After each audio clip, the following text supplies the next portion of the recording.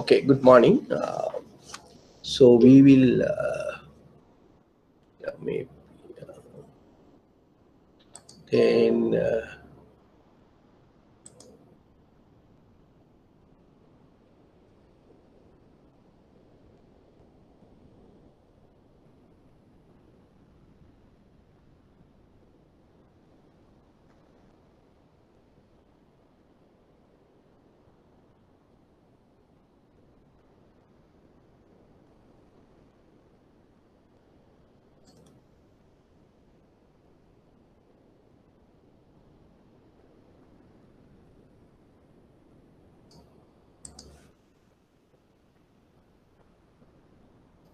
right.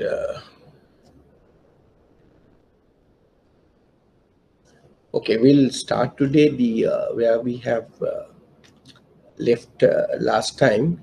Just to remind you, so we'll discuss the decision making taking place under three conditions, that is certainty, risk, and uncertainty. Now, certainty means um, there is a definitely you are aware about the alternatives and you are well aware about the impact of the decisions you are going to take. Then the extreme corner is uncertainty mean basically we are not having have a knowledge about the alternative options, as well as you don't know what's the impact you're going to uh, face because of your decision. The risk mean you are well aware about the alternatives, but you don't know the impact you are going to affect because of your decision. That's the decision three-phase conditions. We discussed that one is last week, right? Then we further went into discuss a model of the decision-making process and identify the problem, generate alternative solution, and evaluate those alternative solution. We call them as a decision making process. Once those alternatives implemented and monitor, and that process we call problem solving process. So in our case, we basically discuss decision making process, that up to step 1, 2 to 3. Okay, so then where we have stopped last time, I can remember. So there are two type of decision making any manager can take. One is the rational decision making. What is the other one is the irrational decision making. So we will discuss with the rational decision making. Decision makers have the complete information about the decision situation and possible alternatives, and also they can effectively eliminate uncertainty to achieve a decision conditions of the certainty. That means you're well aware about what is the decisions you are going to take, what are the alternatives available, and what are the risks you are going to face. All things are very much aware. Then the last one, these decisions situation, you may usually evaluate based on the logical and rational way. So then we went to discuss what are the steps involving in effective decision making or rational decision making, or sometimes we call classical model of decision making. Right, we have identified there are 4 steps involving in effective decision making process. The first the steps is identify the problem, right? And for that we discuss in detail what we need to do.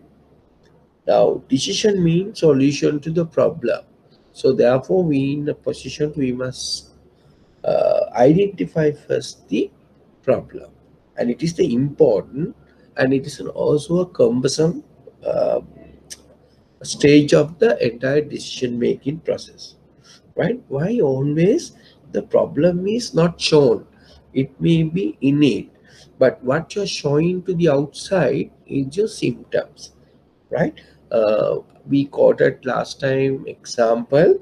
Now, so example for quality down. So your products, quality of your product comes down.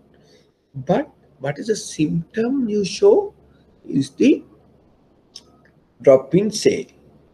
Now, what you're going to do, because of if you're not really understood the problem, you thought the the drops in sale due to lack of communications or lack of advertising.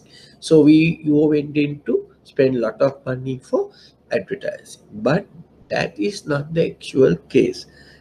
That the drop in sales due to the fact that because of the poor quality product, right? Now, in order to do that, we need to understand, we need to identify what is the real problem. For that, we'll discuss in greater length. We need to diagnose the problem and the nature and causes. For that, we discussed last time, we make use of the fishbone impact or chart, or sometimes we call cause and effect diagram, right? So what is the real cause? Now, say for example, which I quoted here, the low quality of the product may be due to lack of uh, what you call storing. So the product is not properly stored. That may be the reason for low quality. Then maybe poor transportation.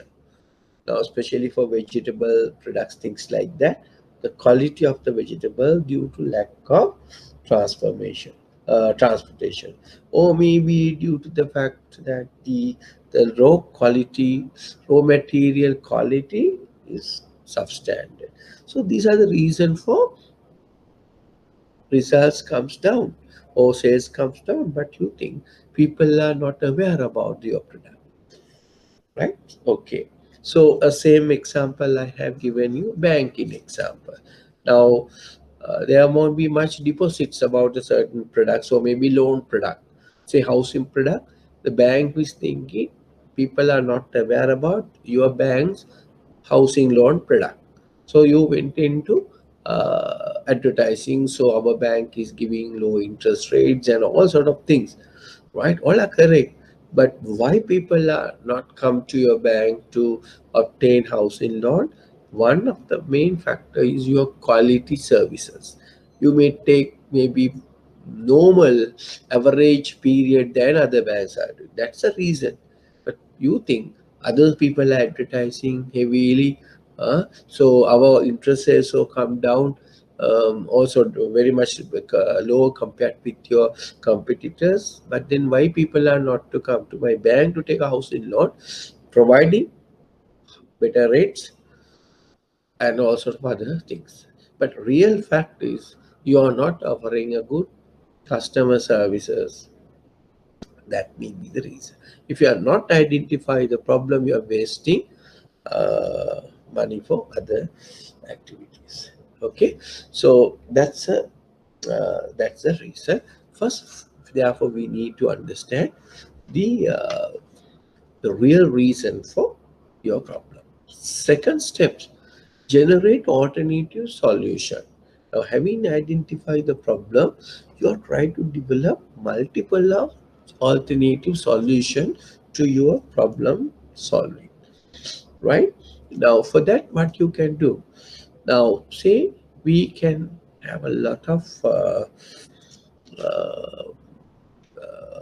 activities for that, what you call the development of uh, alternatives can be facilitated through the use of four principles frequently associated with brainstorming. What are the things?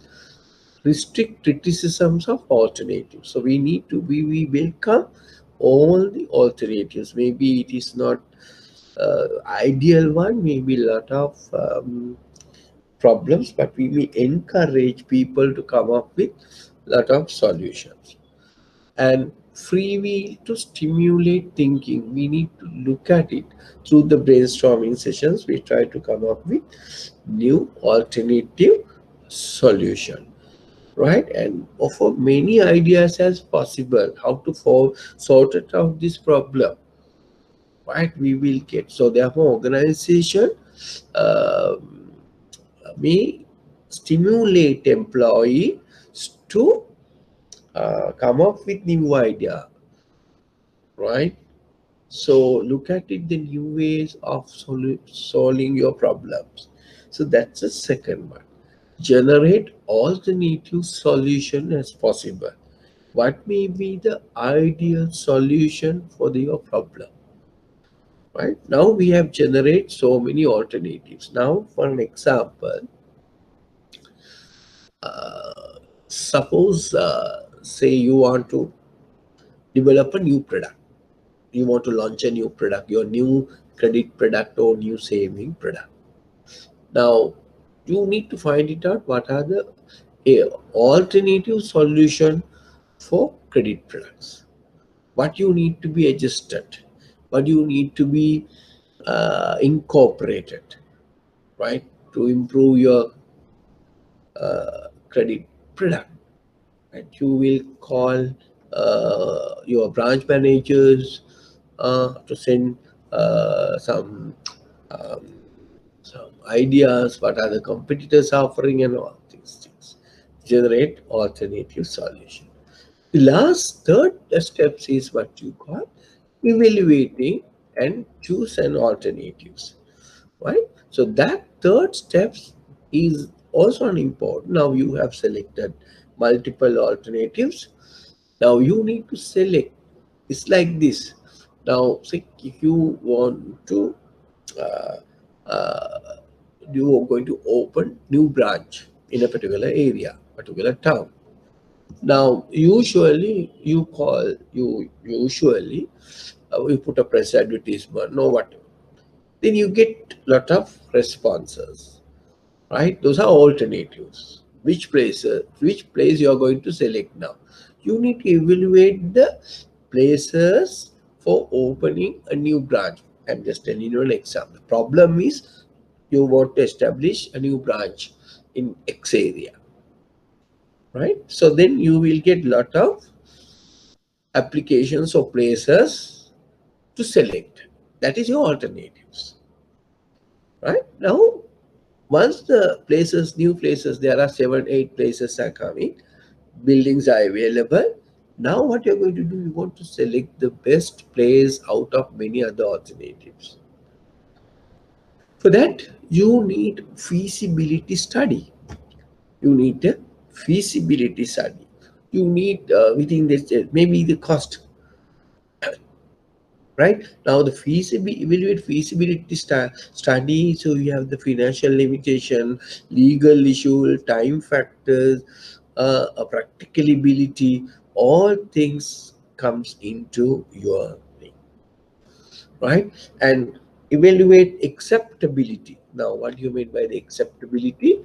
So whether it is okay for your organization to apply, go to that particular area, right? Okay, all these measures, and also look at the cost. So like when you open up a branches, usually you know the procedure, decision making procedure for opening of a new branch. Usually every bank like this, you know, if you want to open a new branch, you need to get the permission from central bank, right? Now what you're going to do first, you put an advertisement usually and find a place, and there may be a team of people, separate team has gone and observe and do some sort of a feasibility. Now feasibility study about the uh, area about your area about your branch catchment area, where how many customers, how many government institutions, how many government factories, or how many another private sector institutions are established in that area. What is the clientele, or what is the customer base, whether educated, or maybe what type of business the average people are involved. So likewise, your do some sort of a feasibility. From that feasibility report, right, and you look at it, the other aspect, your quality, your cost and all, including that. What are the things you're going to do? When you're going to, once you open up a branch there, when you're going to make a break even, when you're going to start making profit, what is the cost, how long, how is acceptability, all things we need to work it out. That is how you're going to evaluate the alternatives. Then usually what, as far as the branch opening is concerned, with the feasibility report, you send it to the board of directors, and then board of directors said okay. Usually with the board approval, with the feasibility report, you need to send this to central bank. Now central bank supervisory department or bank supervision department put that one, they also evaluated, then they put it to the monetary board for approval. Remember, you need to uh, put all these to the monetary board approval. You cannot open branches and you cannot close the branches without having an approval of the central bank. That's no. I just give you an example for you to understand how to make a decision, so how to evaluate and choose and decisions. So up to these 3 points, as we discussed earlier, we call them as, it is not the uh, uh, uh, problem solving process. It's these first 3 steps, we call them as decision making process. Now we have identified this is the place we are going to open a branch, so that is decision making process. So once that was implemented, the place we are having the branch, then it calls uh, the next part, that is what we call implement and monitor the chosen solution. And that is a problem solution, right? Now remember, the decision making is finished with the third step. Problem solving incorporate the last stage of the decision making process, that is what you call implement and the monitor, right? Once the fourth steps comes on, this become problem solving. Up to the third point, we call them as, it is a decision making process. A lot of students get confused what is the decision making solution and decision making process. So the decision making process end up with step number 3, but when you implement the selected chosen alternative and monitor it, then it become problem solving solution, right? Okay, I think you understood that. Now, so you, every stage, every stage you can take a decision whether to go ahead with the decision or not. That is why we are going to evaluate the alternatives. Okay, right. Now, so sometimes you may have to take certain decisions, right? Certain decisions based on uh, certain situation. Those decisions, we call them as program decisions, and also we can say the program decision and non-program decisions. Now certain decisions, those are routine decisions, right? Some decisions are routine and repetitive in nature, well structured situation through the use of predetermined decision rules, right? Now these decision rules may be based on your gut feeling, your past experience, some computational techniques, maybe within the well-established organization policies and procedures, right? So these we call program decision. So the program decision is not much of a problem because it will facilitate um, for you based on your prior experience and technology. For example, I can tell you now basic employee disciplinary problem. Now, you know that. So if a employee makes some misconduct, So what to do? There is a very well policy procedure laid down in the HR. Right? It's very clearly what first you need to do. You first verbally call for an explanation. Then, if you are not satisfied with that explanation, then you can call for inquiry, and through the inquiry, you can have interviews and things like. There's a procedure to be followed. So those are decision making taken by the HR as far as the disciplinary problem is like that. Those are program decisions. If a minor case or minor misconduct, what is the program? If it is a serious misconduct, what is the procedure to be followed? Those are very clearly laid out, right? Okay. So example for uh, supplies manager or stores manager, for an example. Now, when the stocks are comes to that certain level, so you are supposed to place an order, right? That is the stock levels. Basic stock levels is come below that, so you need to place an order. So this inventory control or stock replenishment sometimes a program decision the manager need to take basically, and those decisions are routine, repetitive, well structured, well written down. Okay, right. Then you need to look at is another type of decision making we call non-program decisions.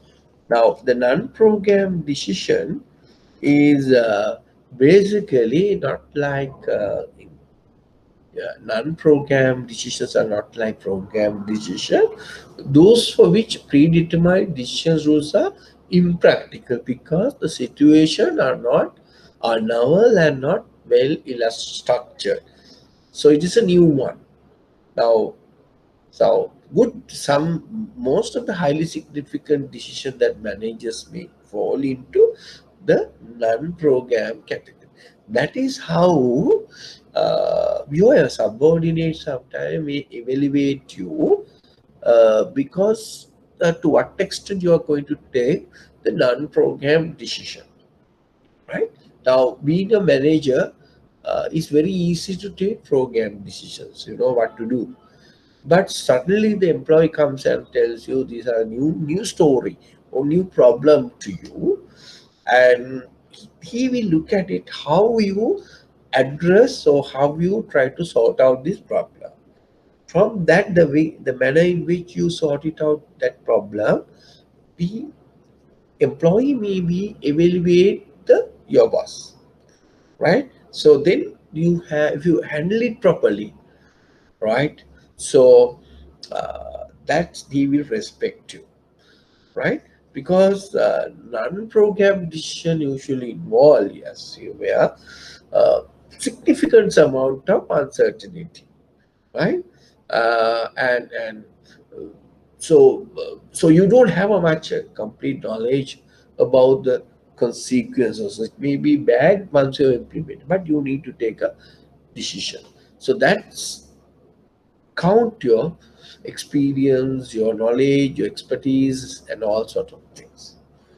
Right? That's the second type of decisions you need to take. Right? Okay.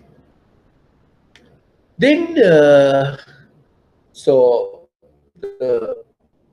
this actually, as I explained to you, the non-programmed decisions, and those are the challenges to managers. Right. Now we discuss the rational decision making, and now and at the beginning of the lecture I'll explain to you, I talk to you, there are two types of decision making. One is the rational decision making, or sometimes we call them as classical decision making, or irrational or non-rational decision making, or sometimes we call them as behavioral aspects of decision making. Right? Actually, it is an administrative model. Now, a decision-making model usually in the behavioral aspect of decision making, not have a much information. So you need to take a decision under incomplete environment, or sometimes we call them as you're not full of information, and that is what you call bounded rationality, right? Now, what do you mean by a bounded rationality? That means uh, you may not in a position to maybe the correct or maybe the best decision you are going to take. Let's little bit of explain about this non-rational decision making process. Now, the first one we call them as satisficing model, right? So the non-rational decision making model further you can explain under separate uh, model we call uh, satisficing model. Now, what do you mean by the satisficing in singular? We call them as the trupti marpi, right? Now, you really look at it, which holds that managers seek alternatives, which carefully listen to me, right? Which holds that managers seek alternatives only until they find more that look satisfactory. So you don't want to go now in the normal rational decision making process we talk. So we need to find it out. Possible alternative. Collect your possible alternative. In the satisficing model, we are not going to evaluate all the possible alternatives, right? Now, under here, find all the most possible alternative rather than seeking the optimum. So, which alternative you feel it, you are going to satisfy the that your problem, right? Now, it is a barrier to rational decision making process. Now, element of behavioral factors which impact rational decision making process, right? Now, example, it's singular when you talk in singular, how we put it, that me තීරණ ගන්න පුද්ගලයා විසින් අදාළ ඒ ප්‍රශ්න විසඳීම සඳහා අදාළ ප්‍රශ්න විසඳීම සඳහා යොදාගත හැකි සියලුම විකල්ප විසඳුම් හඳුනගන්නවා වෙනුවට අවශ්‍ය සෑහීමකට පත්විය හැකි මට්ටමක විසඳුමක් සොයා ගන්නා පමණක් විකල්ප ගවේෂණය කිරීමට අපි කියනවා satisfying model, right? Now, what is rational decision making model? We try to find it out any number of alternatives to get a better option. But in the satisficing model, you are not going to evaluate all these alternatives. You are not going to find out all the alternatives, but you will find minimum standard of sufficiency, right? Minimum standard of sufficiency. You feel it, this is enough, so you go for that decision. So that is what you call satisficing model. Okay, right. The second one we call them as the bounded. Another concept we call uh, bounded rationality.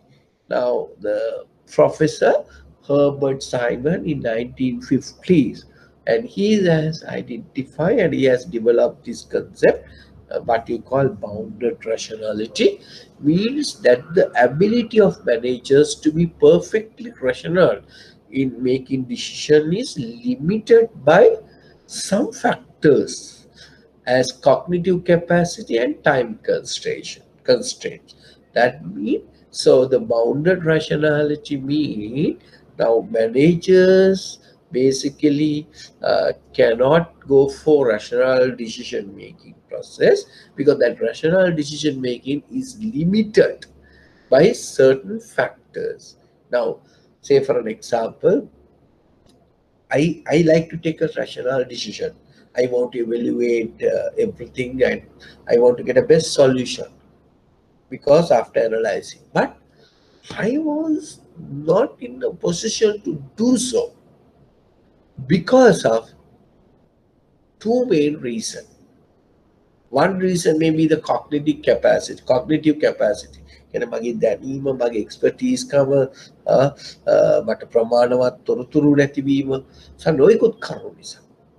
සහ I need to take this decision very limited time period. So those are the two factors bounded by me. So that is what you call bounded rationality. My rational making, decision making process bounded or limited by some factors. That is what you call bounded rationality, right? The technical word. Now, what are the factors limit the perfect rational thinking? So what is the thing bounded by me? Maybe one factor is due to inadequate information. We discussed last week what do you mean by data and information, right? Right. Then inadequate information. What are the qualities of information we discussed? Is called abbreviation is called accurate, right? And the time and the cost factor, right? Some more fact decision makers perceptions about the relative importance of the way various species of data to what even the data available.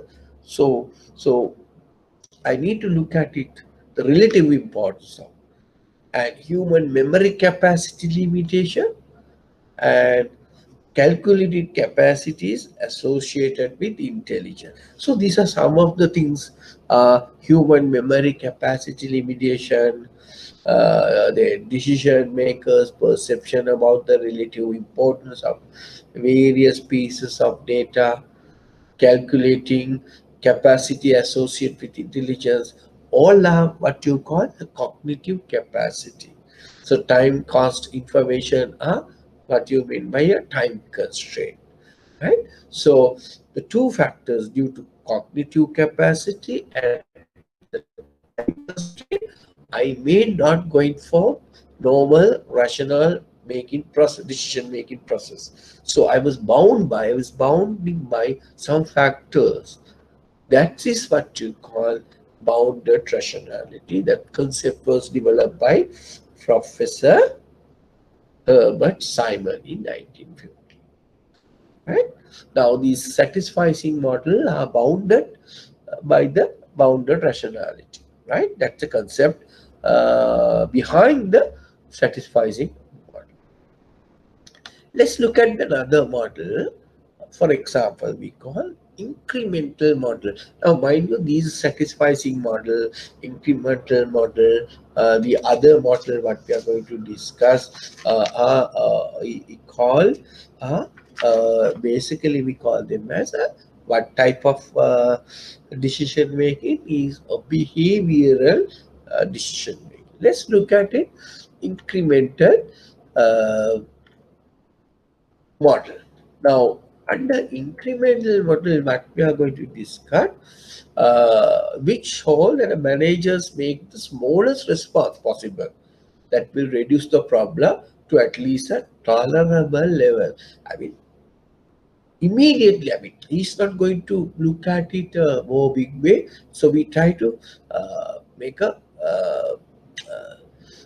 more towards achieving a short run elevation of a problem rather than making decisions that will facilitate the future goal attained.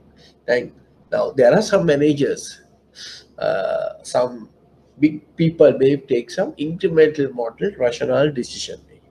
අපි මේකට සිංහලෙන් කියනවා හොඳ ලස්සන කතාවක්. මොකක්ද කියන්නේ?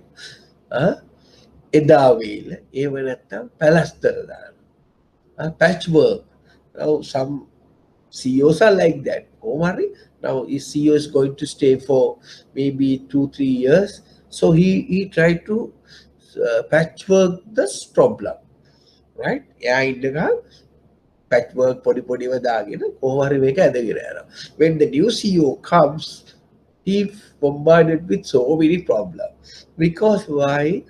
Your earlier boss has not taken good decision making. අපි ඔගොල්ලන්ට කියනවා පැච් ගාරෝ. සමහර සියලත් ඉන්න ඒ වගේ නේද?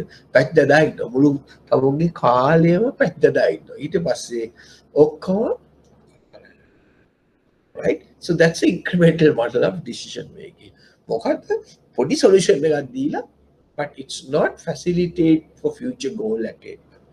తాවකාලික සැනසීම. Right? So that's models we call incremental model. There are a lot of bigger heads in Sri Lanka, headed the banks. Some are like that, but not all. Right? There are some instances you need to take some behavioral decision making, but not this to be taken as a habitual. Right, like the satisficing model, the incremental model does not require that managers process a great deal of information in order to take action. Now, that is what again, that is why it's called a short-term decision making. Right? Right. Now we have learned satisfying decision making or satisficing model and incremental model of decision making. Now, example I can talk to you on this, what you call garbage can model. Now, a third model, the model holds that manager behave in virtually a random pattern of making unprogrammed decision. So that is another decision making. This type of decision outcomes occur by chance, depending on such factors as the participant who happen to be involved, the problem which they happen to be concerned at the moment. So there may be a solution that happens. So looking for a problem to solve the problem, we look at it as a solution. Now, so this type of issues comes, or maybe problems when managers have no goal preferences. That means we don't have a proper specific goals to achieve. We don't have a specific targets to achieve. Whatever you achieve is okay. That sort of environment, you can make a garbage can model, right? Anything you can do, desirable outcomes can sometimes be achieved with this strategy, but can lead to a serious difficulty. Yeah, you feel it because you don't want anything to be achieved, so you can take your own decisions sometimes. So that is what you call garbage can. Right? There are three types of model we discussed under non-rational decision making models. One is satisficing model, incremental model, and garbage can model. Right? There are three types of. Now let's look at it. Some example on this. This is a very famous course, the empty soap box case. Now say look at it. So just read. I will explain to you now on what this the empty soap box example. One of the most memorable case studies on Japanese management was the case of empty soap box. Now it's very interesting. Support all this garbage rather than a garbage, incremental and satisficing model. Now, say the soap manufacturing company in Japan received a complaint that consumer had bought a soap box that was empty. Right now, it's a soap manufacturing company. The customer complained, and he received a soap box without having a soap inside. Now that's the problem.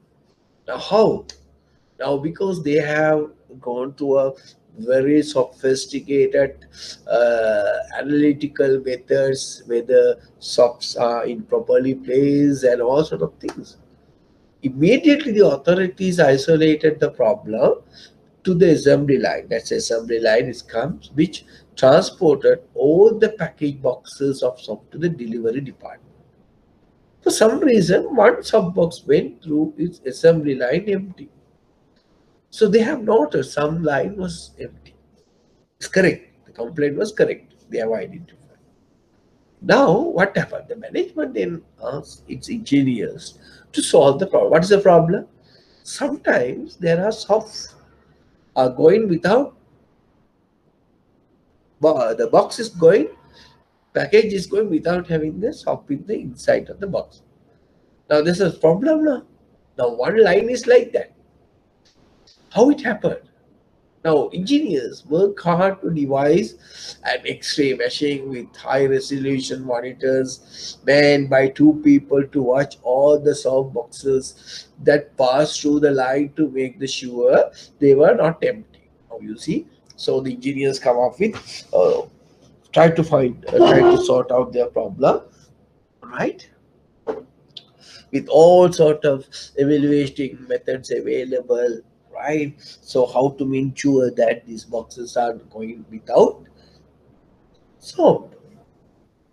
So a lot of a lot of research, a lot of alternatives have done. They work hard and they work fast, but they spend big amount to do so. Why? The simple thing is how soaps are one production line goes without having the soap inside. Simple.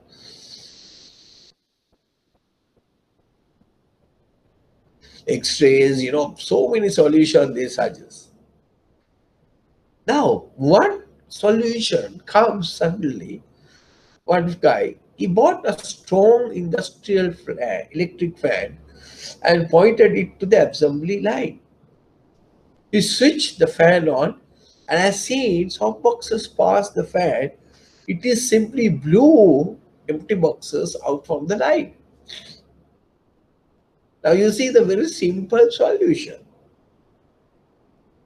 Now there are some way you can sort it out certain problems very very simple way. ප්‍රශ්නය බැරෑරුම් කරගන්න නැතුව ඒක සරලව විසඳ ගන්න. So we don't want to do a lot of analysis for that. And this is a classic example about this non-rational decision-making process. You don't want sometimes to do a deeper decision-making process as explained by me to you all now. The very famous Japanese management empty soap box, and you don't want X-rays. They put electric fan, the line they put a fan, then empty one with the smell is going out, but others are going. And that's a simple solution. Okay, I think you now got some idea about what is meant by these other satisfying incremental models, right? So this is a classic example for that. Okay, right. So there are some with decision making, there are some political forces impact you. Now your decision making is impacted by different other things. An informal alliance of group form to achieve a common goal. There are some coalitions is taking place. Your decision making process is disturbed by some political forces. Now here we call them as a political forces, not purely on what particular party, but there are some informal alliances of groups, maybe political people, maybe other people, can disturb your decision making process, right? And intuition. Now, you see, an innate belief about something without conscious consideration. That is what we call gut feeling, intuition. That is experience coming to see, right? So, now, sometimes you see certain decision you can take because of your experience, the maturity, the intuitions, that feeling, right? Other one is what you call escalations of commitment. That means a decision maker staying with the decision even when it appears to be wrong. That is escalations of commitment. Now you take a decision. Now you don't want to change your decision. right? You are stick to that decision. You know the decision you have taken is wrong, right? But still you are trying to stick to that decision. So that is escalations are coming. Now, why certain decisions is impacted badly because of this reason, and also there are some risk propensity, the extent to which a decision maker is willing to gamble when making the decision, right? To what extent he is willing to take the gamble of making a decision. If I got to take this decision, right? What may be the risk? So I take a risk on that. Now we have identified in the financial businesses there are three type of risk appetite people, right? So some people are like what you call the risk averse, risk lover, and risk neutral. So one of the category any person will belong based on the risk appetite, abhiruchi, right? Risk propensity. So that also impact your decision making, right? There are few factors impacted your decision making.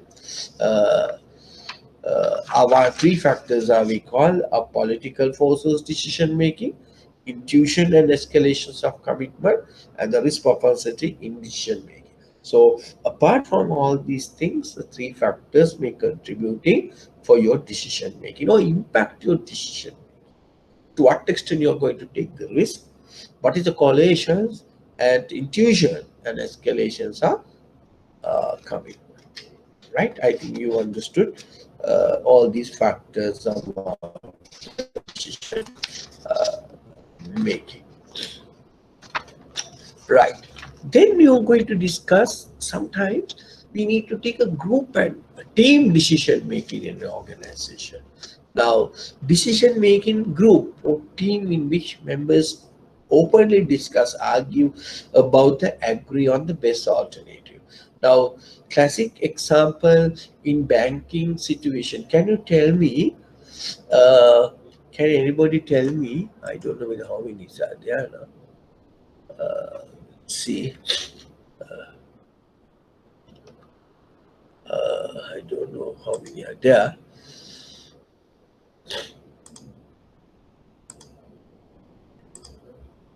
Right? Can anybody tell me?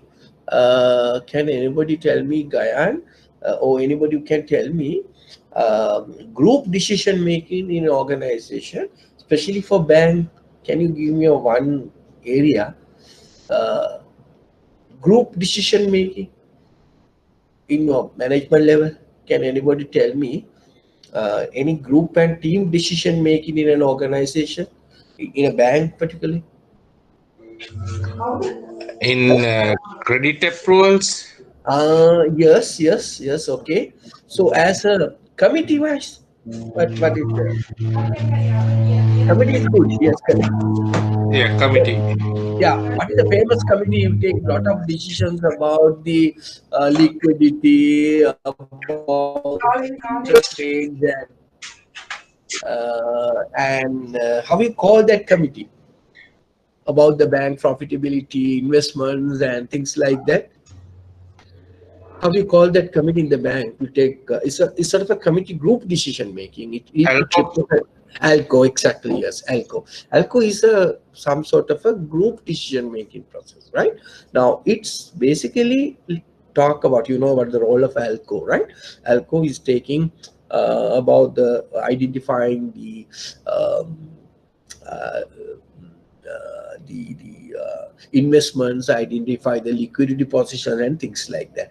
Like the but now sometimes the integrated risk management committee you won't take decision, right? Integrated risk decision making you basically tells what are the risks, right? Decision has to be taken by the board and the other respective people.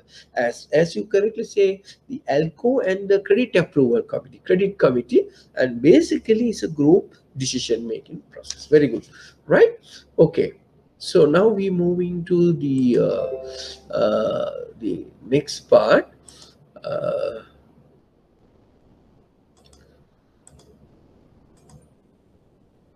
okay, the next slide. That is what do you mean by Delphi group? Can anybody tell? Okay, what? Okay, I will explain to you. Delphi group mean, there are some experts. There are group of people, right? Now, Delphi mean Delphi techniques. I think some of you maybe heard about is a research technique.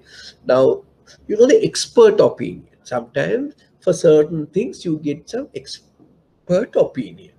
Now we put questions to all these experts and get their views, right? Identify what may be the solution. So ask them to come up with solution.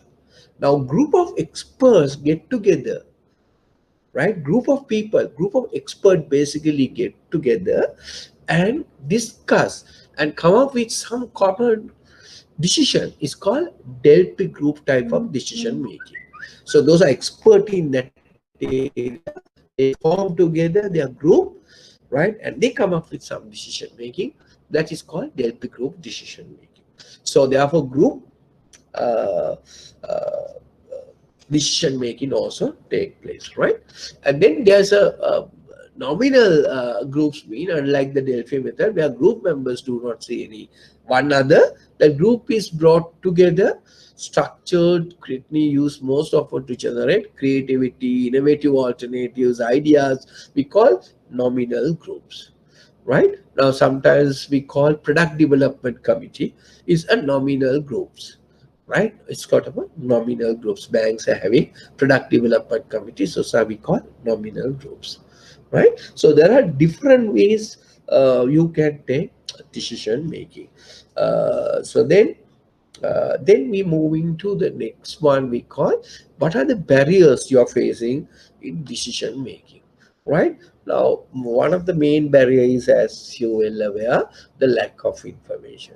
Then about the rationality, satisficing, heuristic principle, some unwanted principle. Halo effect. Halo effects mean basically you are only concentrating a few things, not all things. Stereotyping. That is the experiences. What we have done last time, we may do this time also, right? That is stereotyping. Same thing over and over again happening. So then, because of the personal bias, some people, there are a lot of, even though we say a lot of decision making for banks and other places as well, there may be a personal bias creeping to your decision making, so that you cannot avoid. Now, when we discussing with in corporate governance, I think you may going to discuss. I don't know whether you have still done, but if you are going to do corporate governance, so one of the fact that we need to look at it, having a balanced board of directors and which represented executive and non-executive independent directors, because to eliminate this personal bias. Otherwise, these executive directors have a personal opinion will supersede the other people, right? So therefore, you cannot take a good quality decision because of certain personal bias, right? That is why central bank highlighted when they giving directing to the banks. So importance of balance board of directors, as well as when you're selecting the board members, they look at it fit and proper. Now, under the new banking act, may going to come in 2021, sometimes maybe in the latter part of 2021, where what they are proposing, under corporate governance, they pay more attention and they look at it to further strengthen the fit and proper, or the qualifications of the directors. Now, usually what happens in Sri Lanka, when you're compared with other countries, the recruitment of, to the appointment of board of directors by a respective people, respective authority. In Sri Lanka, for example, you take the banking example, someone is appointed and sending Once you appoint and then send it for approval to central bank to see whether it's a fit and proper. Now somebody has selected and central bank was requested to uh, see the fit and proper. Then central bank also facing a little uncomfort situation, right? Because some authorities have selected a person, but then they said he's not fit and proper. So there are occasions still in certain bank in Sri Lanka. Uh, I can't mention the bank name, but the central bank is not approved, but still working as a chairman, right? So that's a conflict of interest, right? That's a huge problem in certain banks. So therefore, under new act, what they are going to come out before you appoint in an that's what happened in other Western countries, right? Before you appointing for directors, and the central bank first evaluate and have an interview, right? So then only once you pass them, only you can appoint him as a director. That's a good thing, right? That's a good area. The new act may be going to come with all these things, and what I made to understand, another area the new act is going to come. There won't be a two department now. In present situation, we have two bank supervision and director for bank supervision and direct for non-bank supervision. In the future, I heard that there may be only one director. He is looking after banks as well as the non-banks, that means the finance companies, one and comes under one director's purview. Okay, those are the some of the things is very I've just explained to you in the decision. These important factors are impact your decision making. Now I'll give you an example. When central bank going to take a decisions about the appointment of directors, now what sort of a problem the regulator and the authorities are facing, right, in decision making, right? A classic example I also can tell you. Now under corporate governance, the you can see the chairman job. Chairman cannot involving in day-to-day operation. That is CEO's job. If the chairman involving in lot of activities in the bank, then what happened? There you can appoint a separate person as to handle the board meeting. So otherwise, usually the chairman may be a non-executive directors cannot, is a sort of independent person.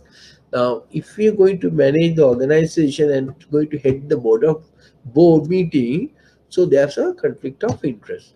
So in such a situation, the central bank or maybe the corporate governance suggested to handle the board meeting, you can appoint another person in the board itself, what you call him as senior director, Jester Adhyaksha, right? To try to sort out these problems, right? Now, these are some of the things you need to understand certain areas. Those are new things, real practical things. It's not written down in the textbooks or anything. So those are factors comes under decision making. Those are practical issues in decision making, right? Okay. Clear? So I hope now you understood about the decision making. So any questions before you move into the delegation part?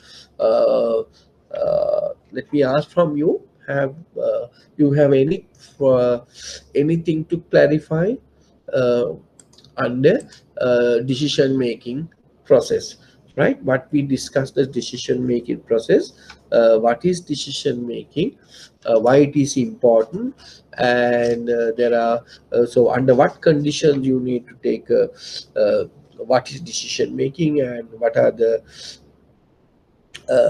decision making conditions, and then type of decision making conditions, and then we discuss the rational decision making and irrational decision making. What are those irrational and rational decision making, and some of the factors impacted about your decision making. So You as a manager, your credibility, your acceptance to deep extent depend on to how you take some quality decision making in your managing your staff. So they will respect you, you take a good quality decision, right? The moment you take some good quality decisions, they will respect you. The moment you try to avoid decision making also, and the respect from your management as well as your subordinate will damage, right? Okay, now let's look at the last part of this before we move into the control part today. And I think today we having the fifth class, right? So we want to discuss some leadership with new modern concept of leadership, and we need to discuss motivation, and then we need to discuss about HRM, new HRM strategic, and the normal HRM, and then we move into the ethical aspects of human resource management, aspect of professionalism in banking, right? So the last part. So those are the areas I'm going to cover over the next couple of. I have 5 more days apart from this, right? Okay. So then we moving to the next part on this, and we discuss some of the barriers, and we may now look at it another important area is delegation, right? The delegation is an important area, right?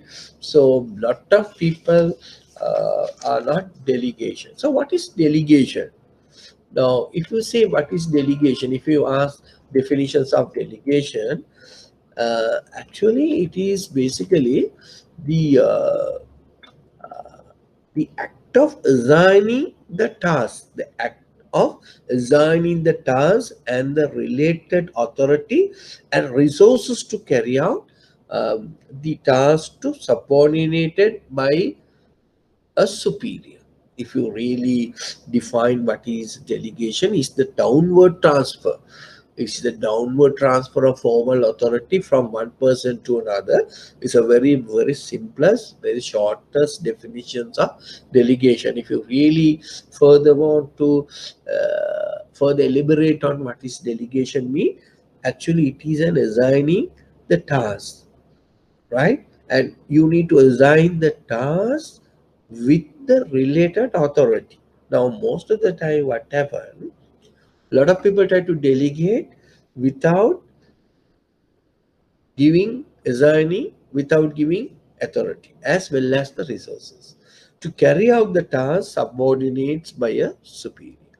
Delegation. Now, delegation is a training method, mind you, right? It is a training method also, right? Remember, the delegation is a training method, right? So what is the process of delegation? Now that another say, now don't get, now sometimes people get confused delegation with empowerment.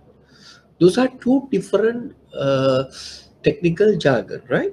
Delegation is something assigning the tasks and the related authority or resources to carry out those tasks to subordinate by a superior. Or delegation is the downward transfer of formal authority from one person to another.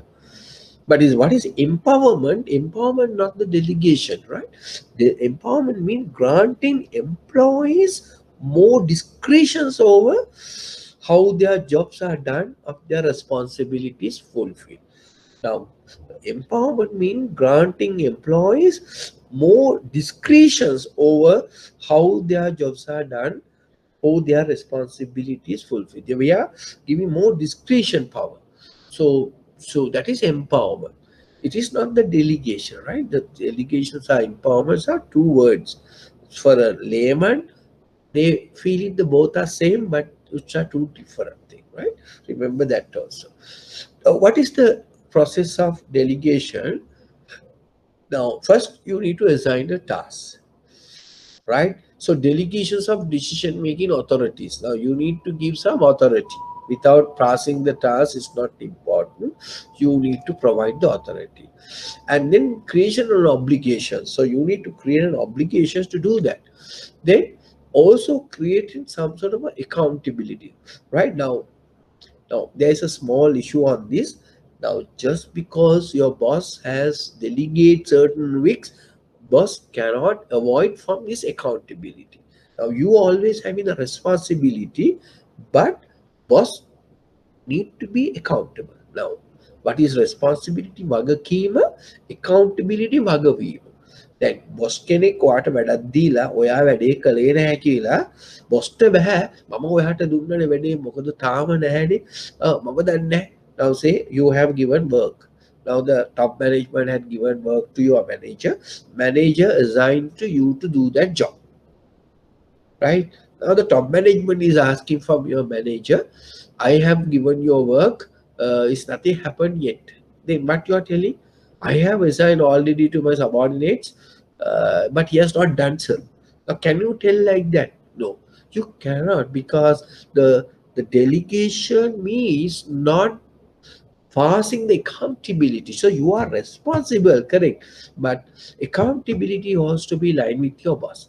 But through the delegation also, you are trying to create an accountability. You also put into that, right? That is what you call creations of accountability. That doesn't mean once you delegate, your boss is not accountable, right? Your boss still accountable, right? Okay. So what are the obligations or what are the objectives of delegation? Right, as I explained to you, one method of delegation is it's a training method. So to train and develop subordinates, so some people are willing to go to work under certain people because he's maybe give a lot of work to give to you and then you are experienced. So therefore the delegation is some sort of a training, right? Then and sometimes another important thing is you can make use of, as suppose your uh, uh, you make use of your time for more strategic decision making rather than a day-to-day activities. The moment you do all these things, if you are not delegate, you're spending time to do a routine jobs, programs, decision making, right? So you need to go for non-rational strategic decision making. Through delegation, some of the things you can pass into others, so you save your time for do a lot of other important decisions. So another objective, another purpose of this is objective.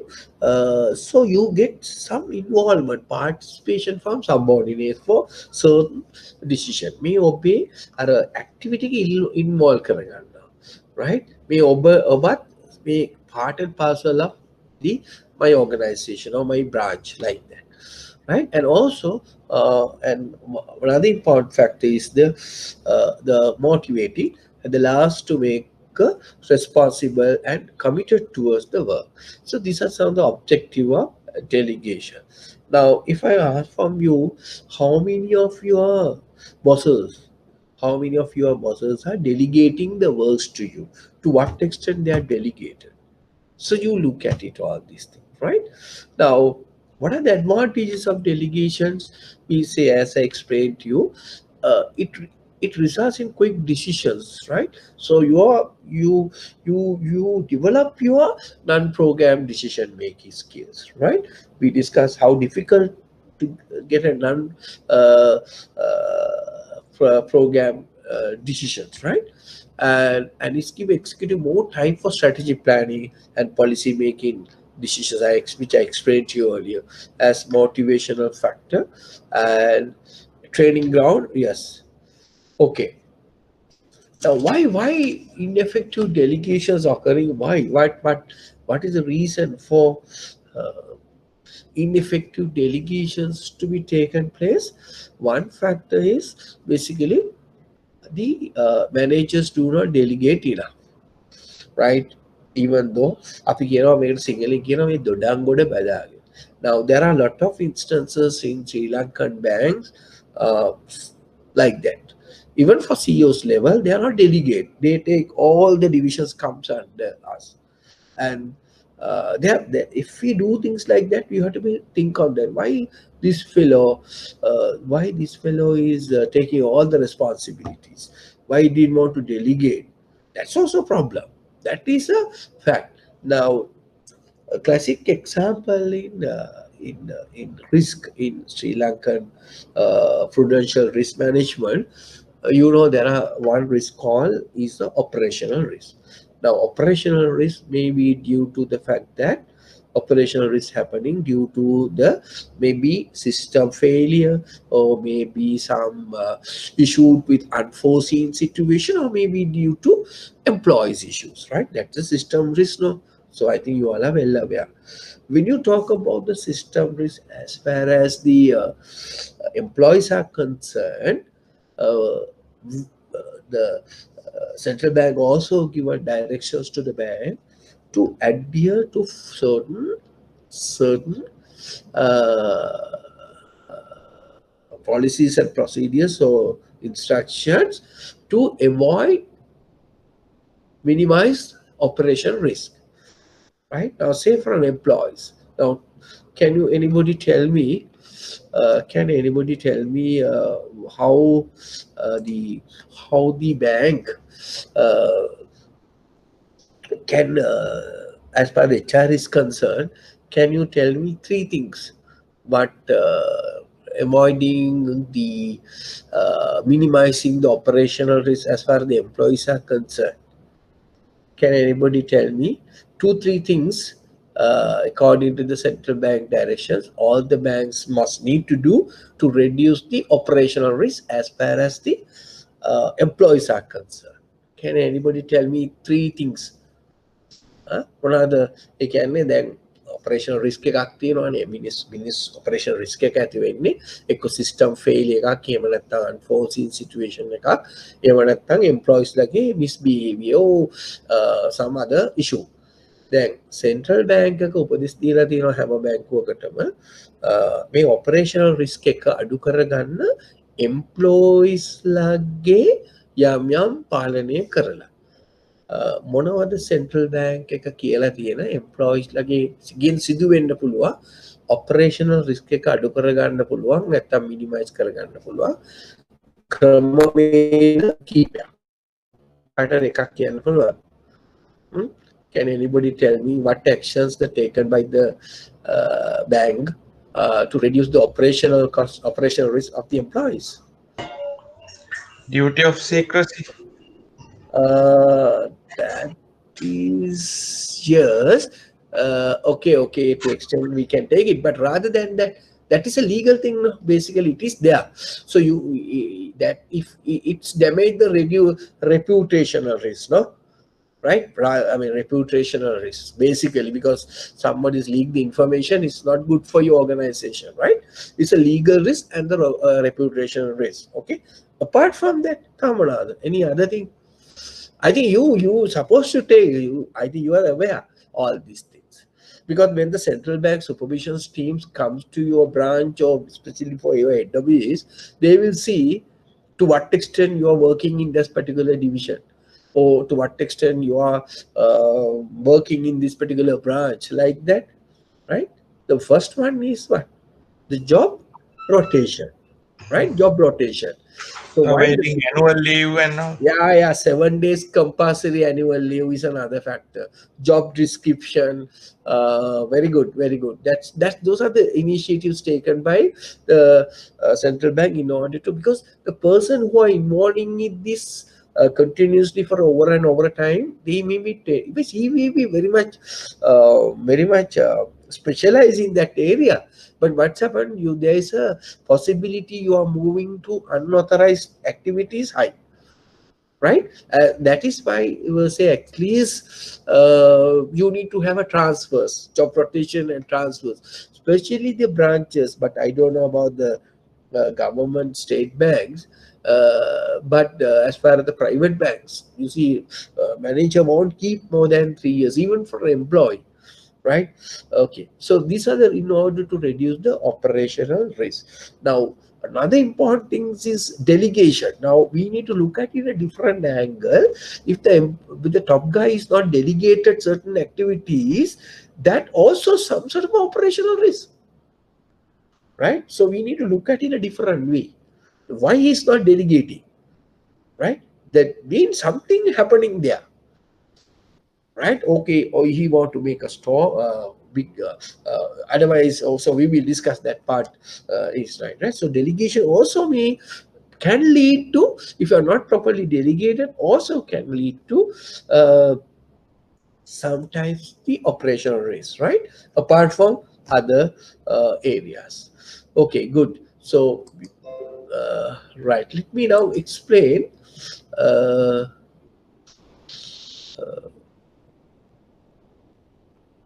uh, right.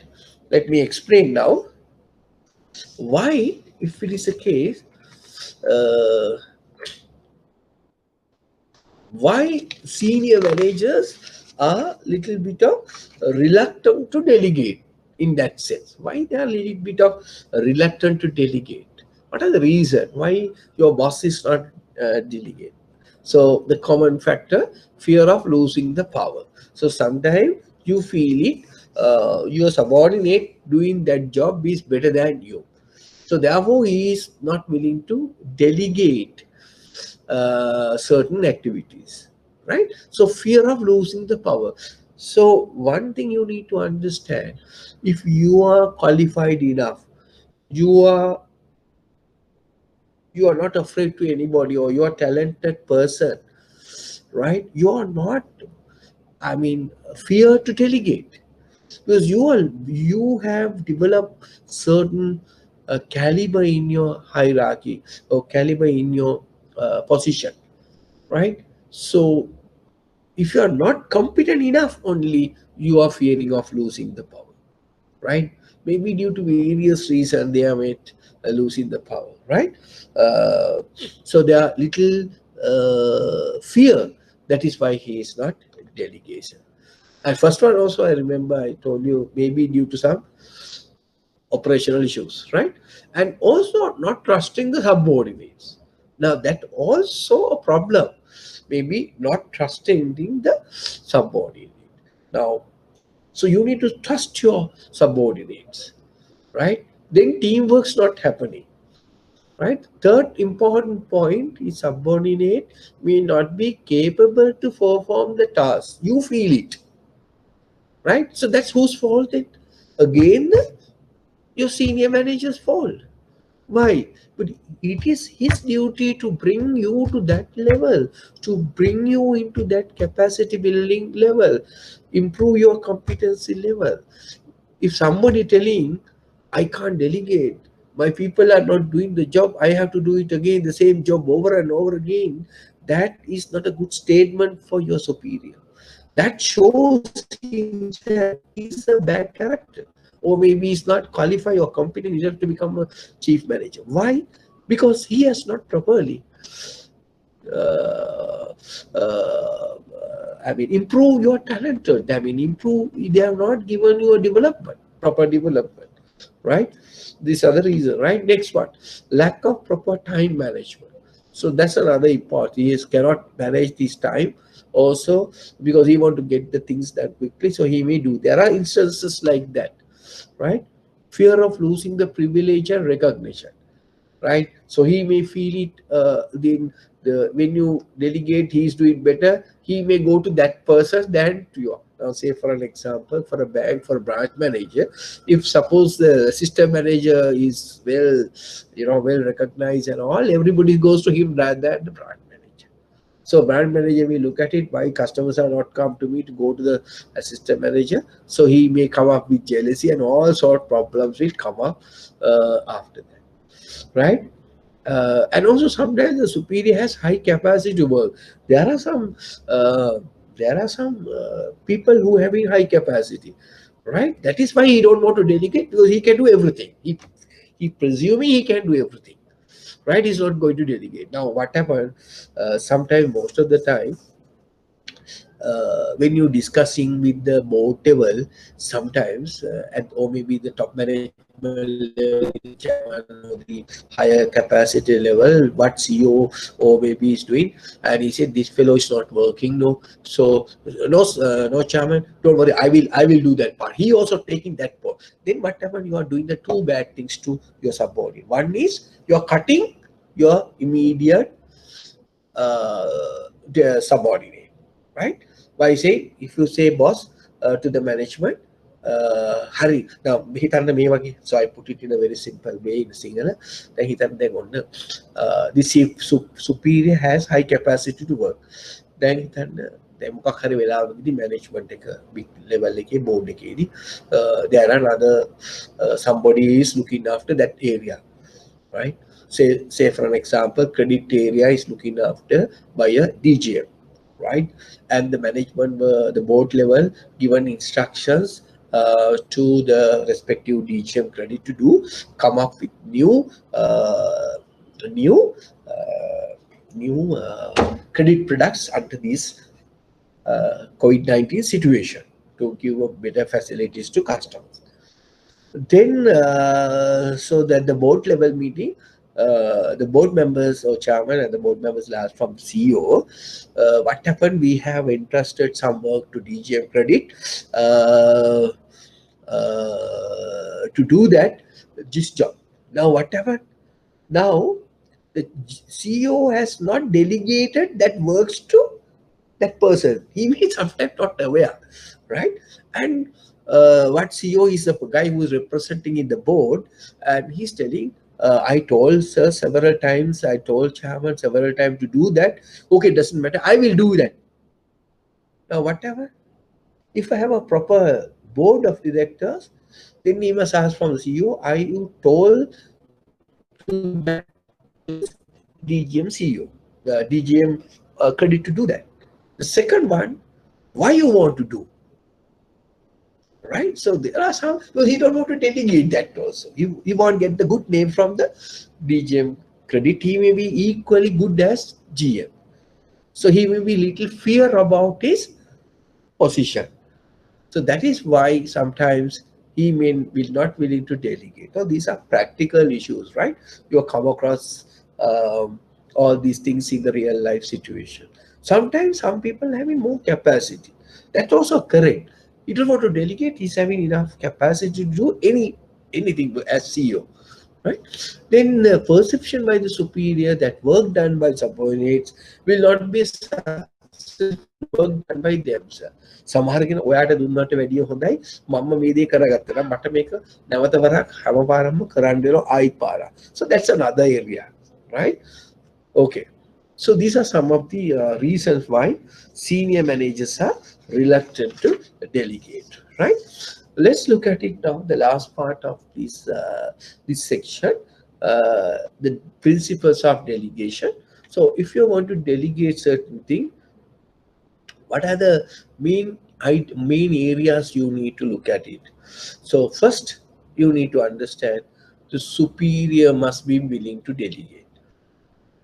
Right? If he's not willing to delegate, or if his purpose, the top management or the board of directors was pressurize you to delegate that work to somebody, and there is always the next guy was going to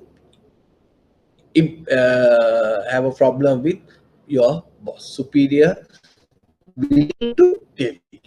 The subordinate should be able to execute the work assigned to you.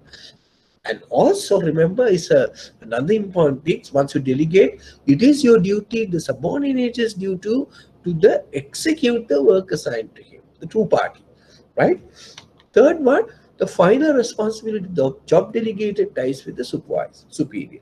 Remember that you need to understand. As I explained to you, the final responsibility or the accountability rather than the responsibility lie with the superior. Now, authority has to be provided for subordinates. That's simple. Resources and authority is held accountable for the delegated task. Then function that you have to be clearly explain what you need to do. Just because of design delegating is not enough. You must, as a superior, must tell what to do, what you're expecting. Everything is categorically explained, and also matching authority with responsibility, unity of command, that the way of doing things like that, and the principles of communication. And also, mind you, you need to follow up action. A lot of uh, a lot of problems, a lot of even the superiors are delegated, and one of the thing is not doing is not follow up, right? In between, once you hand it over this job and you keep quiet, then after some time you ask, only I gave you a deadline, still not done. No. So once you delegate, a good superior also must follow it up and call him, even though sometimes your subordinate is not willing to come and talk to you, but you can call him and come, Sunil, come, Saman, what is the problem you are facing, any issues, what is the, do you need any help, you need any resources. So that is a good superior job as far as the delegation is concerned, right? So those are the delegations issues. And the last one, we can say, and principles of management by exceptions mean that, so you don't have to go to all the things then and there. You may call and ask. You use some techniques called management by exception, right?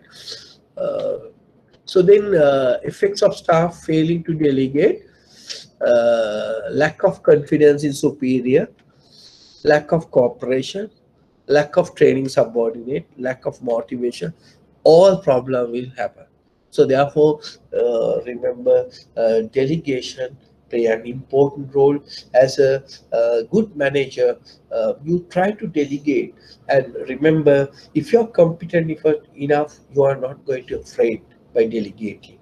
If you are not competent enough, then only you are not willing to delegate. You always having a fear about the delegation to your support, right? Okay, so this delegation play an important role, and we discuss what is delegation, and then we discuss process of delegation and objectives and advantages of delegation, and why senior managers a little bit of reluctant to delegate, and then what are the principles of delegation, and finally, if you are not delegates, what really happened. Okay, so I hope you understood all these things under the management skills number 2, right? Okay, so we have some more time for before you go for break, and then we there's a questions on this. We'll just see, delegations of work in a financial organization may lead to, what may be the correct answer? So if you can tell me, otherwise just think. Now having understood about the delegation, so delegations of work in a financial organization may lead to what? What's the correct answer for this? Can anybody tell me?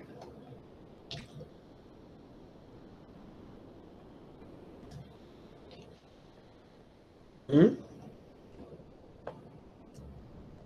What may be the correct answer? Delegations of work in a financial organization may lead to A, B, C, D. What may be the correct answer? C. See, exactly, yes. See, we'll be able to tap into the abilities and expertise of the team, right? Good. Okay, that's the correct answer. Okay, now we move into the management skills. Under management skills, we did 3 tudes, and the last tudes on the management skill, we are going to discuss about the controlling and performance management function, right? Okay, control and management function. Now, uh, control, as we are well aware, is not only a management concept. Actually, it is a part of our day-to-day life, right? Even though we knowingly or unknowingly, you are controlled by someone, No, I think you are married. Sometimes at home you are controlled by your wife to some extent. Suppose if you are not married, having a girlfriend or a boyfriend, to some extent you are controlled by one of them, right? So, and also remember you need some sort of a control. So sometimes your parent, when you're at the very youngest stage, he may have some control over you. So the control reason play an important role, not only your management in the business, but it's not only a management concept, it is our day-to-day practice, right? So without a control systems, mind you, no one will grow, as there is no method of to identify so deviation from expectation. So we need to have a control. So therefore control, controlling or control is not a uh, operational thing or the business one. It is our day-to-day life thing, right? So it is an essential. So therefore is an essential thing, because without a control system, as I explained to you, we cannot identify the deviation from our expectations, right? So under this today, we are trying to cover this part today, and we next week we are moving to the leadership. We try to cover the leadership, very interesting area. So leadership, don't worry, I will discuss with you with the new way, I mean new techniques, right? Not this all while we are learning the theory, we try to apply in the real life situation. Now, what we are going to discuss under controlling. So define controlling. What are the characteristics of controlling, and purpose and importance of controlling, process of controlling, types of controlling, behavioral implications resistant to control and how to overcome that, controlling methods and techniques, characteristics of an effective control system, what are the bank internal control systems you will come across, and little bit of discussing about the performance management, right? And under that we are going to discuss what is objective of performance management activities, right? These are the definitions, objectives as comes under today's the lecture. We try to finish as possible, and otherwise we will be continue for next week, right? Okay, let's look at it now. What is control? As we explained to you, the control is one of the major managerial functions along with the facilities for goal attainment, right? So control is one of the major managerial function within an organization which facilitate goal attainment. So goal attainment, we need to have a control. And it is also, remember, effective control is important because it directly impact the organizational performance management, right? A lot of people get confused with performance management with performance appraisal. There are two things, right? I will explain to you later on what is the differences between these two. Right. Now, as concept of controlling mean measurement, evaluation, correction, right? That is controlling basically three. Where are we are now? Where we plan to be? Evaluation. How can we get into track? We correction. Now that's the concept of controlling, right? So there are so many definitions under controlling, as explained to you by me in the previous times also. The famous management guru Stoner and Freeman. Now you must be, sometimes you need to be aware about these people. If you are learning management, you know the who are the principals, or who are the scholars, or who are the gurus who come up with a lot of theories on management, right? Now, Stone and the Freeman, he said management control process ensuring actual activities conform to planned activities, right? See, very simple. Then the Griffin is 2012. He said control is the regulation of organizational activities in which way the facilities goal attainment, right? In Daft again, the Griffin and the Daft, the one usually presently a lot of universities are using when you discuss about the management. They use the Griffin definitions and the Daft definition. Now, what he say is a systematic process. Now, the moment you say systematic mean, it is not an ad hoc thing, and it is a systematic way of controlling, right? Make them consistent with the expectation of establish a plans, target and standard of performances, right? And remember, whatever explained under different definitions, but there are some common things. I'm always telling you, there are some common things. One is control, people are telling, is a management activity. And what is the ultimate benefit of control? It will facilitate goals achievements. So that's the thing. So control are there, achieve goal attainment. So that is the some of the common thing. You can take it out from many definitions mentioned above. Right. Having understood the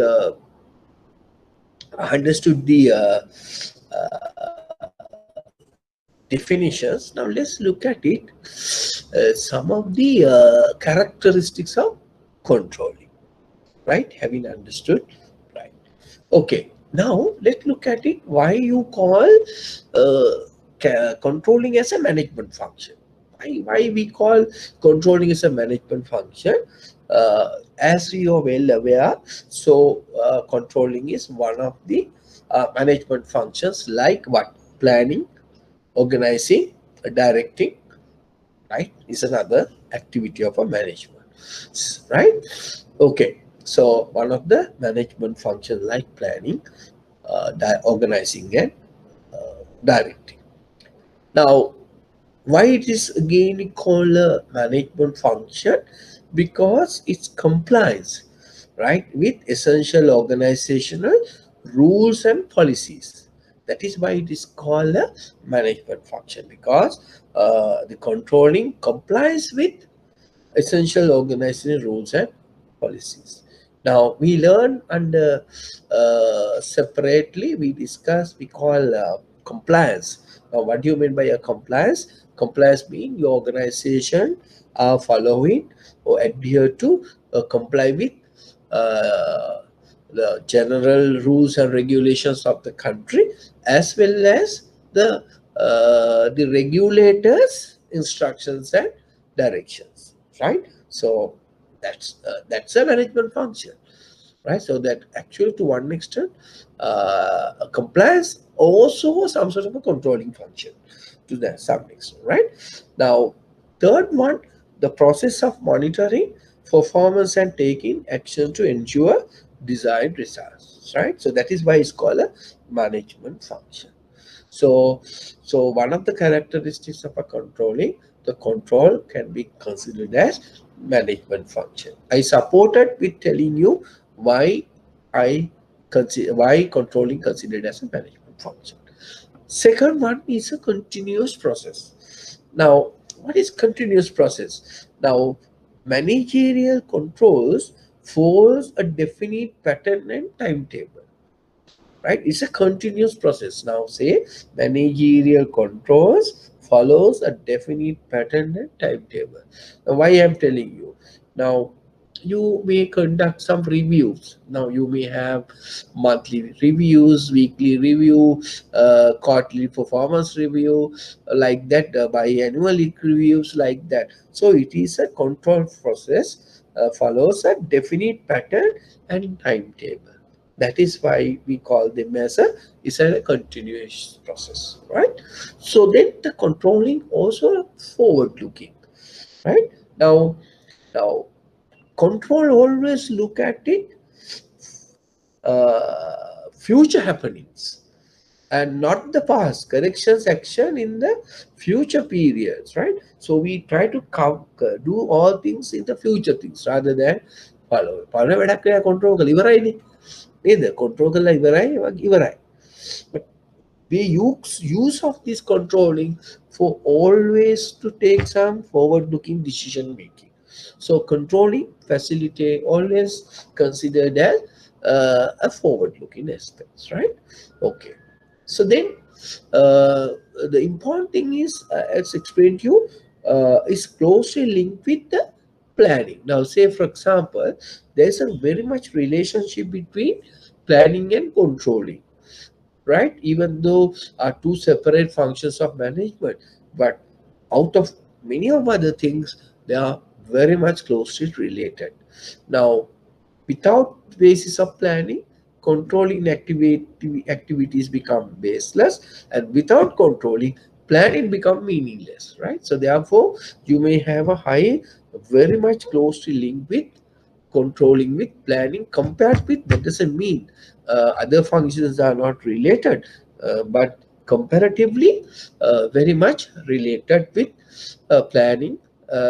Controlling is very much associated with results. Now, Billy Gotts, he said relationship between the two can be as Pallavi points. He said planning precedes controlling, and control succeed planning. Right? Controlling succeed planning. Planning, control, and controlling are inseparable functions of management. What do you mean by inseparable? වෙන් කරන්න පුළුවන් දෙයක් නෙමෙයි. Right? Like that. So you have a lot of activities, planning and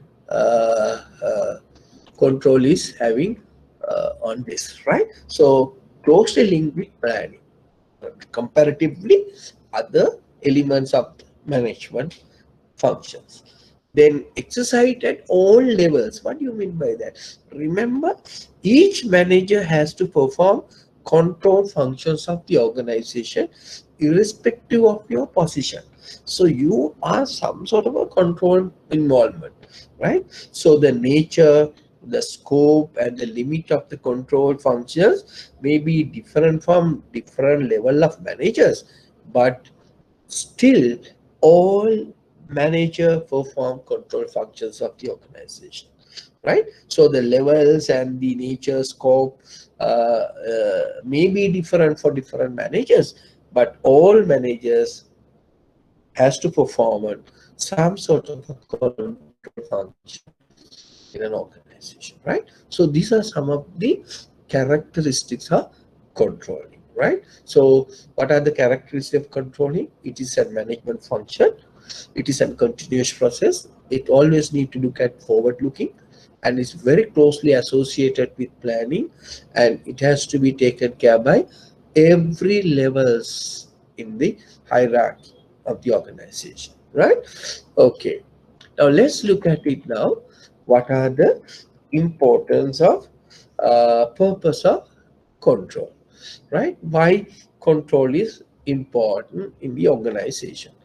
Now, as we well aware about, all are well aware, to monitor progress and correct mistakes, right? That is why we need to have a control. I don't want to explain all this. Adapting to changing conditions, and we explained it's an inseparable functions. No, with the planning and controller, we understood these are inseparable two functions.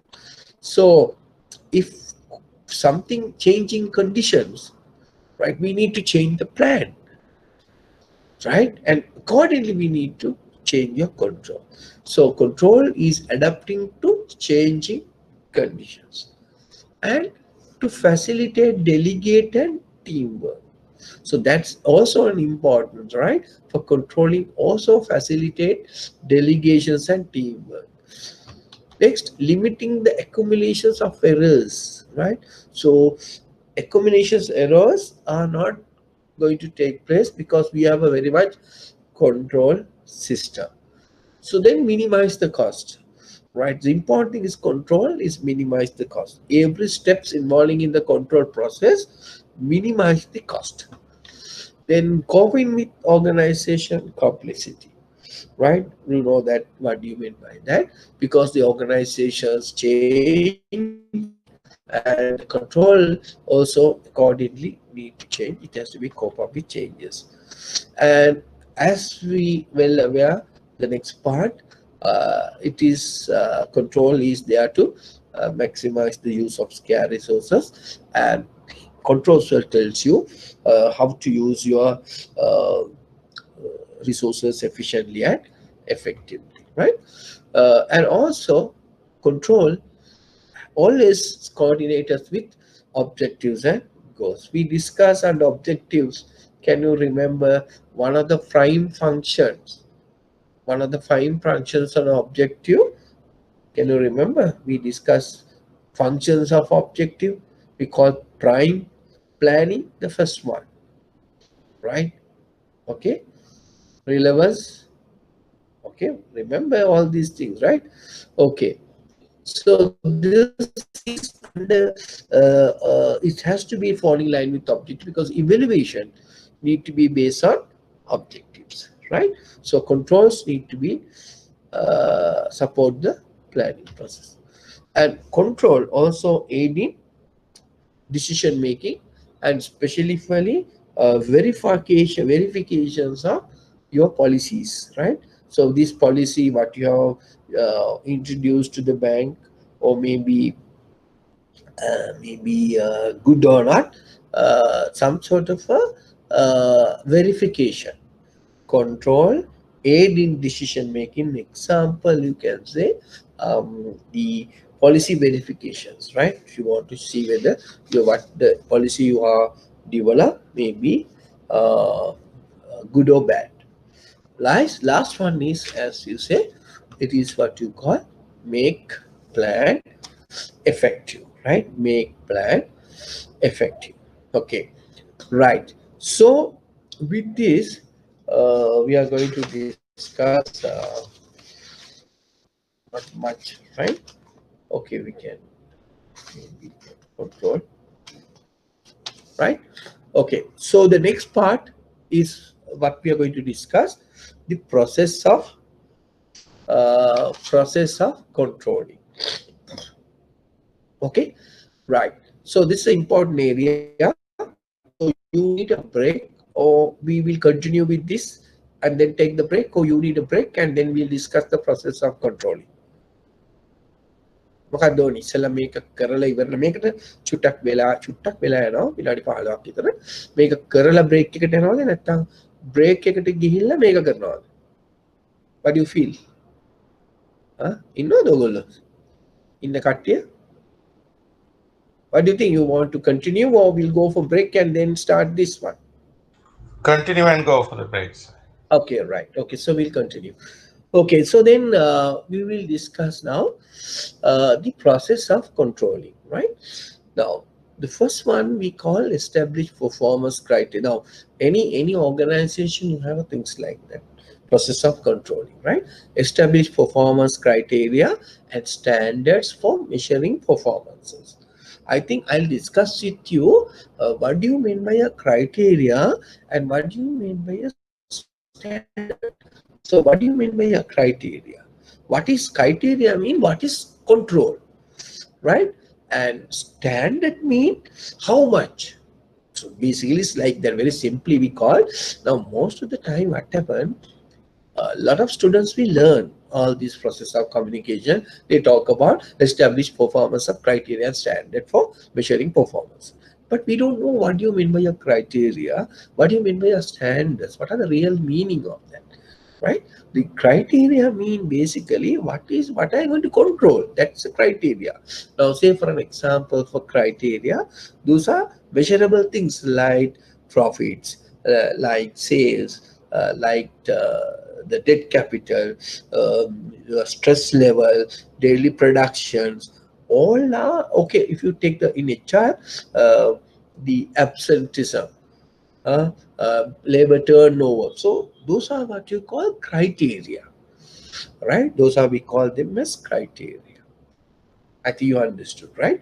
Now, standards. How we are going to measure those criteria? What are the standards you need? That is what called performance criteria and standard.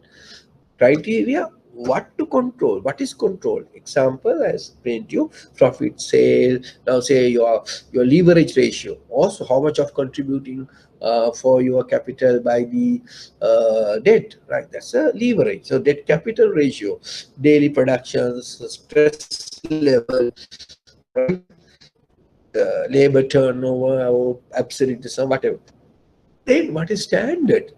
So then how much? So say profit, how much you're going to get it? 3 billion, say for example, 4 billion, 5 billion, whatever. Sales, how much? How many, what is the deposits? Number of customers, number of loan portfolio, debt capital, what is the percentage? 20% of your dot from your capital consists of debt. Or daily production, 1,000 unit per day. Uh, the absenteeism, right? Or labor turnover, 3%, 4%, like that. Okay, so those are we call standards. Clear? Now you know what you mean by a criteria, and you know the standard, right? So first one, establish performance criteria and standard. So criteria and standards are very much important. Why? Because based on that only you're going to measure. So therefore you need to clearly must have a good qualities. Criteria and standards therefore must have a good qualities. Now remember, these criteria standards, what you have said, you have to fall in line with the objectives and the goals of the organization. The most of the time, what happened, your performances, criteria and stand not fall in line with your organization's goals and objectives is very difficult to achieve. Right? So therefore, remember, establish performance criteria and standards based on your organization's goals and objectives, right?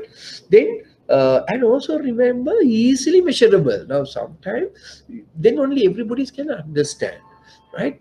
Those whatever the performance criteria standard, and should be a measurable format, right? And also remember, achievable, right? And achievable. Some you have to put challenging but achievable. Challenging, achievable. And also very clearly stated. So those are some of the criteria and standards must have certain qualities. So those are the qualities which I explained to you. Now I think you understood the first steps very clearly. Establish performance and criteria. Now you see, so we are not just learning what is, I can explain to you all this process simply, right? Establish performance criteria. That is not the case. We need to explain what do you mean by a criteria, and what do you mean by standards, and what are the factors you need to take into account, right? Okay, now having establish the performances, criteria, standards for measuring performances. Then second one, measure actual performances. That's another important. Now, remember, the without measurement, effective control is not possible. So, measurement also play an important role, right? Important role. You need to be measure your performances very correctly and very uh, accurately, right? Because otherwise it's distort your controlling purposes. So measuring actual performance is important aspect, and that is the second step in the process of controlling.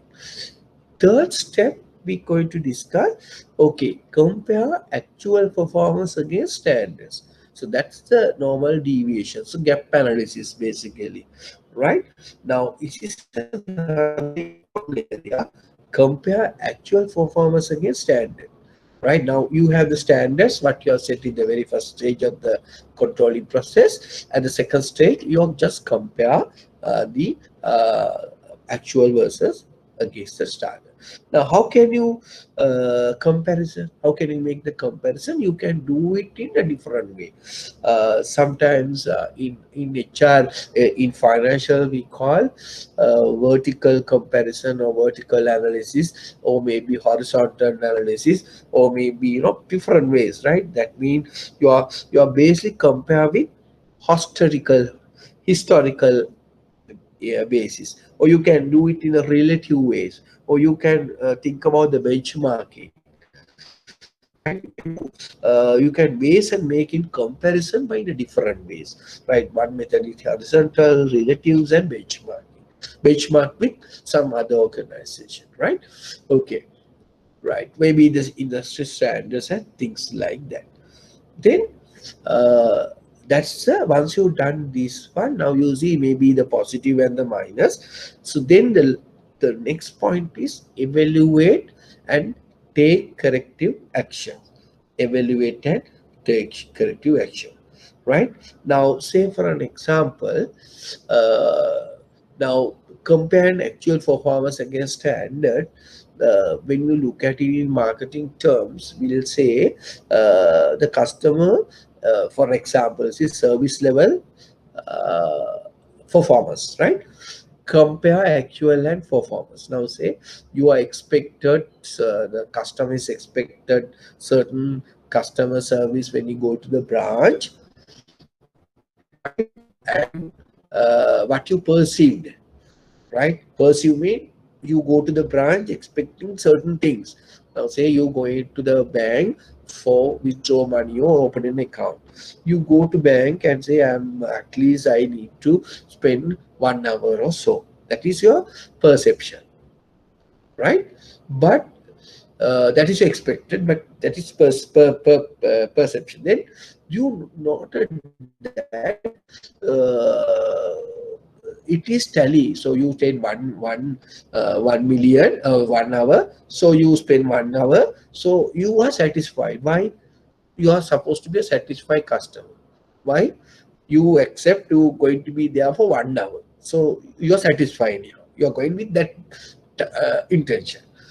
Then suppose you take more than 1 hour to do account opening, so that means you are dissatisfied customer, right? So suppose your services level, your expected level is more than what you perceive, right? You go for 1 hour, but you got it the account open from within 30 minutes. So then what happened? What sort of a level, what sort of a performance standard you measure? So that is what you call them delighted, right? So likewise, you can do the actual performance and take some decisions, right? Based on the evaluation, right? Then you go for evaluating the corrective action, right? Evaluate and take corrective action. Now you evaluate that, right? I told you the evaluation is delighted, satisfied, dissatisfied. That is a one way you evaluate your customer satisfaction level, right? For when you come to the branch, one way of evaluation, right? Then what happens? Take corrective action. Now if you dissatisfy, right, you look at it, what are the factors, why you took so long to fulfill the job, right? And take some corrective action. So for that, you need to do a different way. You need to look at it in a substantial, these are substantial differences. Yes, you need to take some corrective actions, right? Suppose the difference between actual performance and against standard, it may be a substantial difference. You need to take some corrective action. Sometimes there is a difference between your actual and the standards, and real versus real versus expected, is a very not much, but sometimes we may not necessary to do some actions. That is what you call management by exception. So what you mean by management exception mean, so you go for more differences, more substantial differences, you may try to correct the actions. Otherwise, you may not, right? You have to change your standards. Maybe the fact that your standards are very much high, right? Your goal issues problem, right? Or maybe they maintain the status quo. That means you need to look at it, your present situations. It's good. Try to further improve, right? That's correct deviations, right?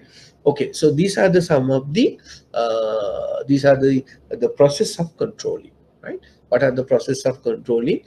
Establish performance criteria and standard for measuring performances. And then we look for the next one, compare, measure actual performances.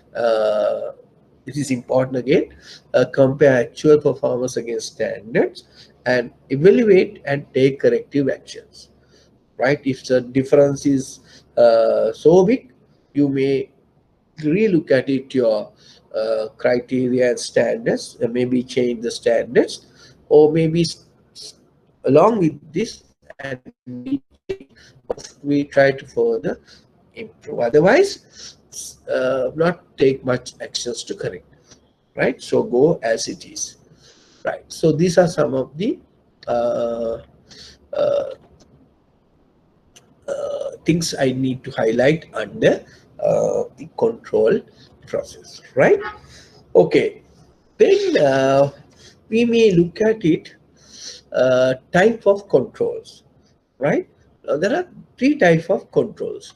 We need to look at it: the areas of control, level of control, and responsibilities of control, right? Types of control that we're going to look at it. What are the areas we need to control? What are the levels we need to control? And the responsibilities of control. These are we call types of control. Then areas. Of course, areas we know we need to control can focus on any areas of the organization. What is the area we need to control? Now, basically, a control areas are, we call them as four basic type of resources. The only area specially control, we are going to control four resource areas. So what are the four resource areas? Are basically we call physical, human, information, financial.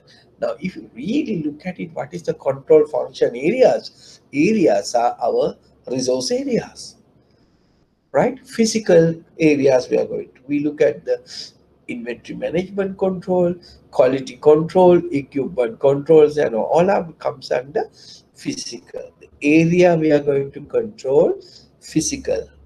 Then another area we are going to control, the human area. The human area means now the selections of people, train them, develop them, managing their performances, compensate them, look at their behavioral and their disciplinary and the grievances, all we going to look at it. So these are the other area we are going to control, that is human. Third one is the informational control. We need to control the information as well. You know, we considered information as well, information as a resource. So we need to control environment. We need to analyze our environment. Based on that, we need to control external environment. And with the public, how we are dealing with public, the relationship we establish with the function with the public, we need to control.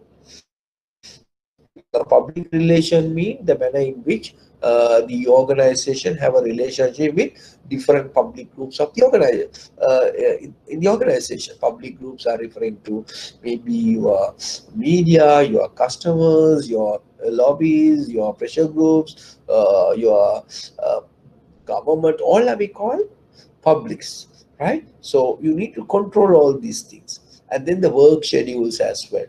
Then financial mean basically control of financial resources. So you need to control all these areas, right?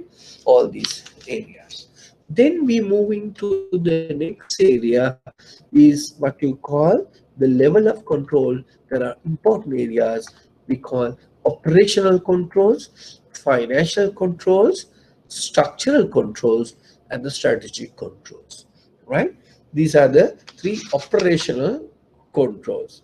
Now, under operational controls, what are the things we are going to control? Why the financial areas? What are the areas we need to control?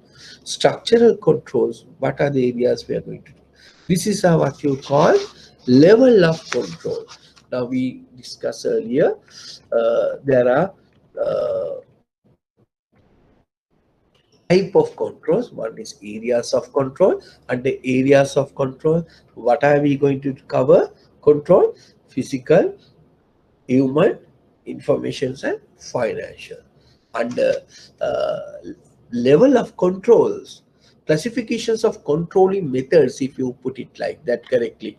uh, right, if you put it, classifications of controlling methods, level of controls, what level we are going to control, right?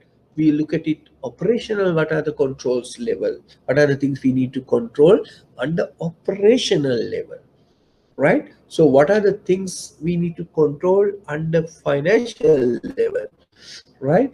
What is the control we are going to do under structural level, and what are the control we are going to do under strategic level?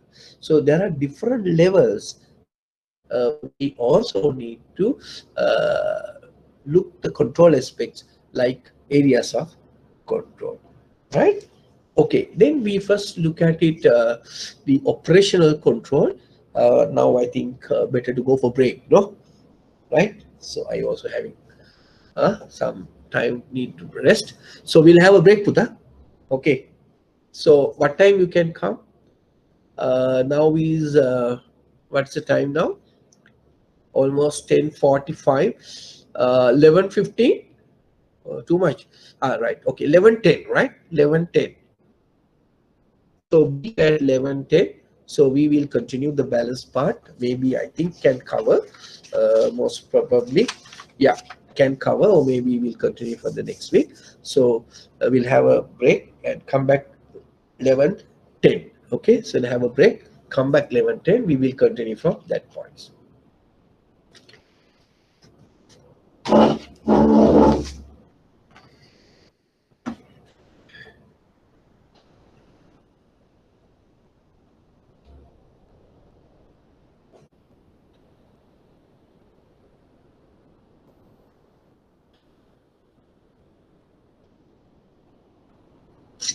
Okay, let me start now. 11:10. Now where we have stopped, level of control, right? There are four level of control. One is operational control, financial control, structural control, and strategic control. And then what do you mean by an operational control? Now, the operational control focuses on the organization uses to transform resources into a product and services. That means basically concerned with the organizational financial control is concerned with the organization financial resources. Structural control concerned with the elements of the organization structure, how the structure will facilitate serving their intent and purpose. The last one is the strategic control level, focused on how effectively organization strategies are succeeding, helping the organization meet its goals, right? So these are the four levels of control: operational, financial, structural, and a strategic control. Now let's look at it, these level of controls or classifications of control methods in a more detail, right? Okay, now operational control mean basically we are talking control of day-to-day activities. So this operational control is basically involving in day-to-day activities, right? So operational control focus on the process of organization use their inputs, or maybe the raw material or whatever inputs to convert into output. So accordingly, the operational control have a three type of control. Now, uh, one is the feed forward control, that is in input stage. Now here the anticipate the anticipate problems before they occur. Now, so it is at the operational control at the first level input stage. What we are trying to do, we call feed forward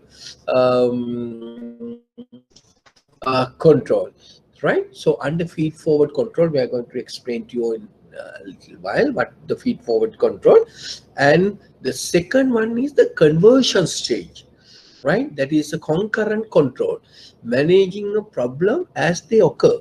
The last one is output state.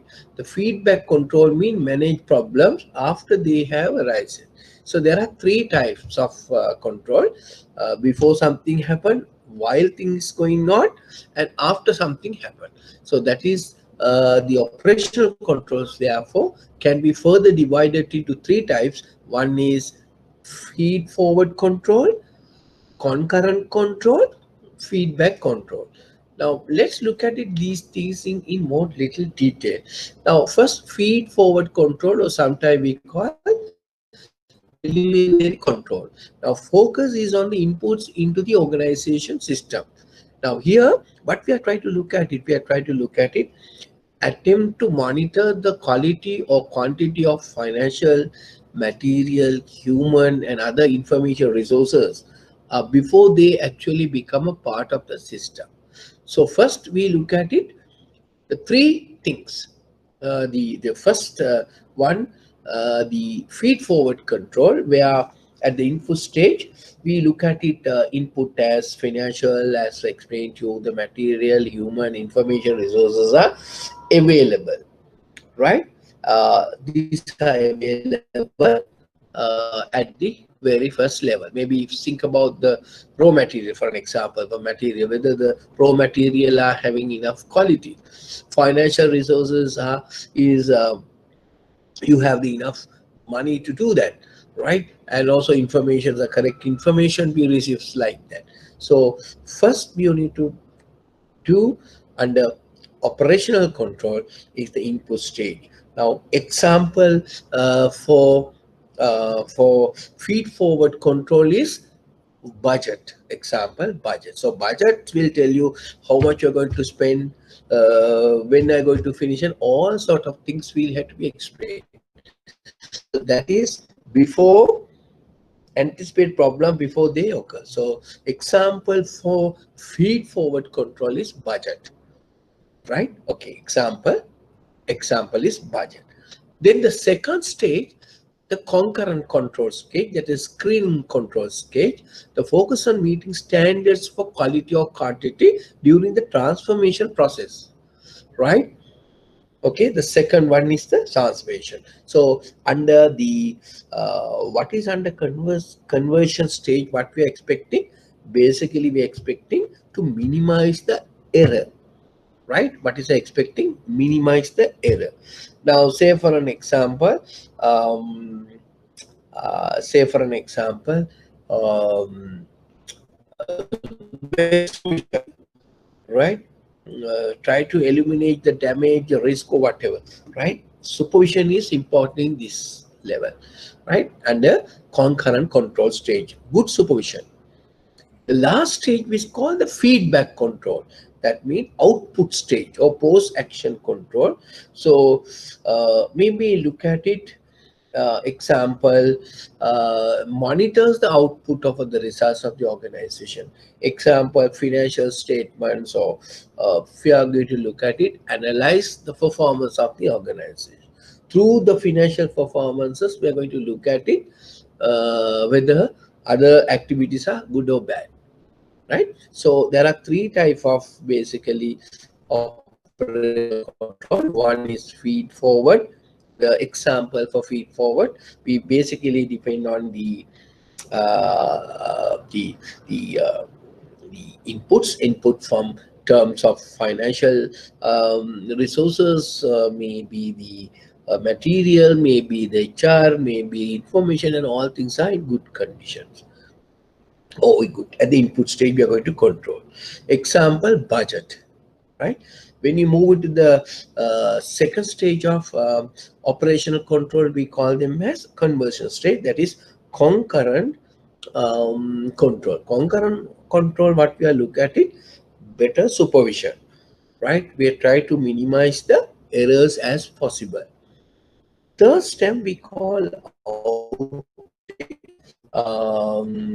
Example, we'll call them as feedback control stage. That is what we are going to look at it, the financial statement. Now, under feedback control statement, we may look at it, the profits, customer satisfactions level and things like that.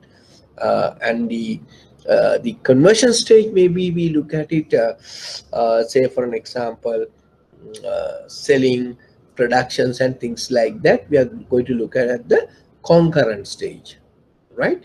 Now, at the feedback stage, we are going to look at it, the basically the profit, the customer satisfaction level. We are going to look at the feedback level, right? Okay, in the first level, inputs like HR, financial and all. At the concurrent level, we are going to look at it, the productions and the sales. Maybe the last stage, we may look at the profits, customer satisfaction, financial statement. So these are the three areas comes under operation. Then we look at the financial stage, right? Financial stage, again, we may look at it concerned with the organizational financial resources. There are some tools available. Again, we are going to discuss a little bit of later part of this. Budgetary control, financial statement, ratio analysis, audit analysis comes under financial control. So we discuss all these things little later on, right? The fourth one we call structural control. Now, you see, the bureaucratic control is coming from the mechanistic structure at level, mechanistic structure. Now, control through a system of rules and standard operating procedures. So that shapes and regulate the behavior of divisions, functions, and individuals. So bureaucratic control come from the mechanistic structure process approach, right? We call mechanistic structural approach, right? Structural control, bureaucratic control, because of mechanistic nature. Now, there, of course, you see the toll structure, clear defined hierarchy. So all things are governing rules and regulation. The structural control, we look at it, reporting lines, all things. The second one is the clan control. Can control come from the organic structure approach, right? Now, here we are having a flat structure, free from information flows. There's not any bureaucratic way of communicating from layer to layer. Here, the clan control exert on individuals and groups in an organization. So there are shared values, norms, standard behavior, and personal expectation, or basically team effects. Here we look at it and the organic structured approach, right? Group levels, they are of course more a rules procedure. Here individuals and team effect and structural control. Next one is the strategic control. Is basically we talk about the whether the whether you're the structured will understand the employees, control from the which purpose, ensure the organization effectively understand the realities of his environment. Whether you look at it, your strategy, what you apply, are falling in line with the suit the environment, right? Effective strategy controls should tell their strategies are appropriate given. Now, say for an example, whether you have the culture, organization structure, HR, information, are we changing with the changes in the environment? Now, the environment things are changing, whether our structures are changed based on our strategy and all, we look at it. That is, we call strategic control. So if these things are not changing, so we need to change our strategy, right? So we look at it, to what extent our strategy fitting with the changing environment. So then we need to take some control on that, right? That is what you call strategic control, whether our strategies are falling in line with present changing environment, right? So these are we call the level of level of control. Then we look at the responsibilities of control. Ultimate responsibility for control, as we discussed, rests with all managers throughout an organization. I think you will remember we discussed one of the characteristic of an control is what? But it's the every person is responsible, right? One of the initial characteristics of uh, control we'll discuss in detail. What's that? Exercise at all levels. So therefore all managers, whatever the level, take the responsibility of controls. So most large organization basically sometimes have one or more specialized managerial positions called controller. Now he is look after the all control aspect of the organization. Control is responsible for helping line managers with their control activities. He will support. That's depend on your big organization, right? They will communicate with line managers and try to help them how to coordinate the activities, how to control the systems and things like that. And they are the people who are responsible. Other than that, they are line managers, and every manager is responsible for different level of controls. Okay, so then we move into the behavioral implications of control. Now, if you are trying to do more control, what happens? Control affects individual freedom. Now, if you have too much of control, employees may feel it. The individual freedom is not there, right? So controls carry status and power implication in the organization. Controls carry status, right? If you have more control power, that means you are having a more status and power. So control also some sort of a behavioral guide. Now, say for an example, in banking, say audit. People think when the audit comes, control have a status and power. People who are working in the audit division may have status and power because they are going to control everything, something like that. Control action may create intergroup or interpersonal conflicts sometimes, right? Now, control actions may create intergroup or interpersonal conflicts. Now, especially for finance and marketing, right? Lot of conflicts taking place between two organizations because finance, the people who are going to pay the money spent for advertising or some marketing activity, they may look at it whether they are exceeding the budget lines, right? So that's the issue. So therefore, there may be a impact on control actions may create intergroups and interpersonal conflicts.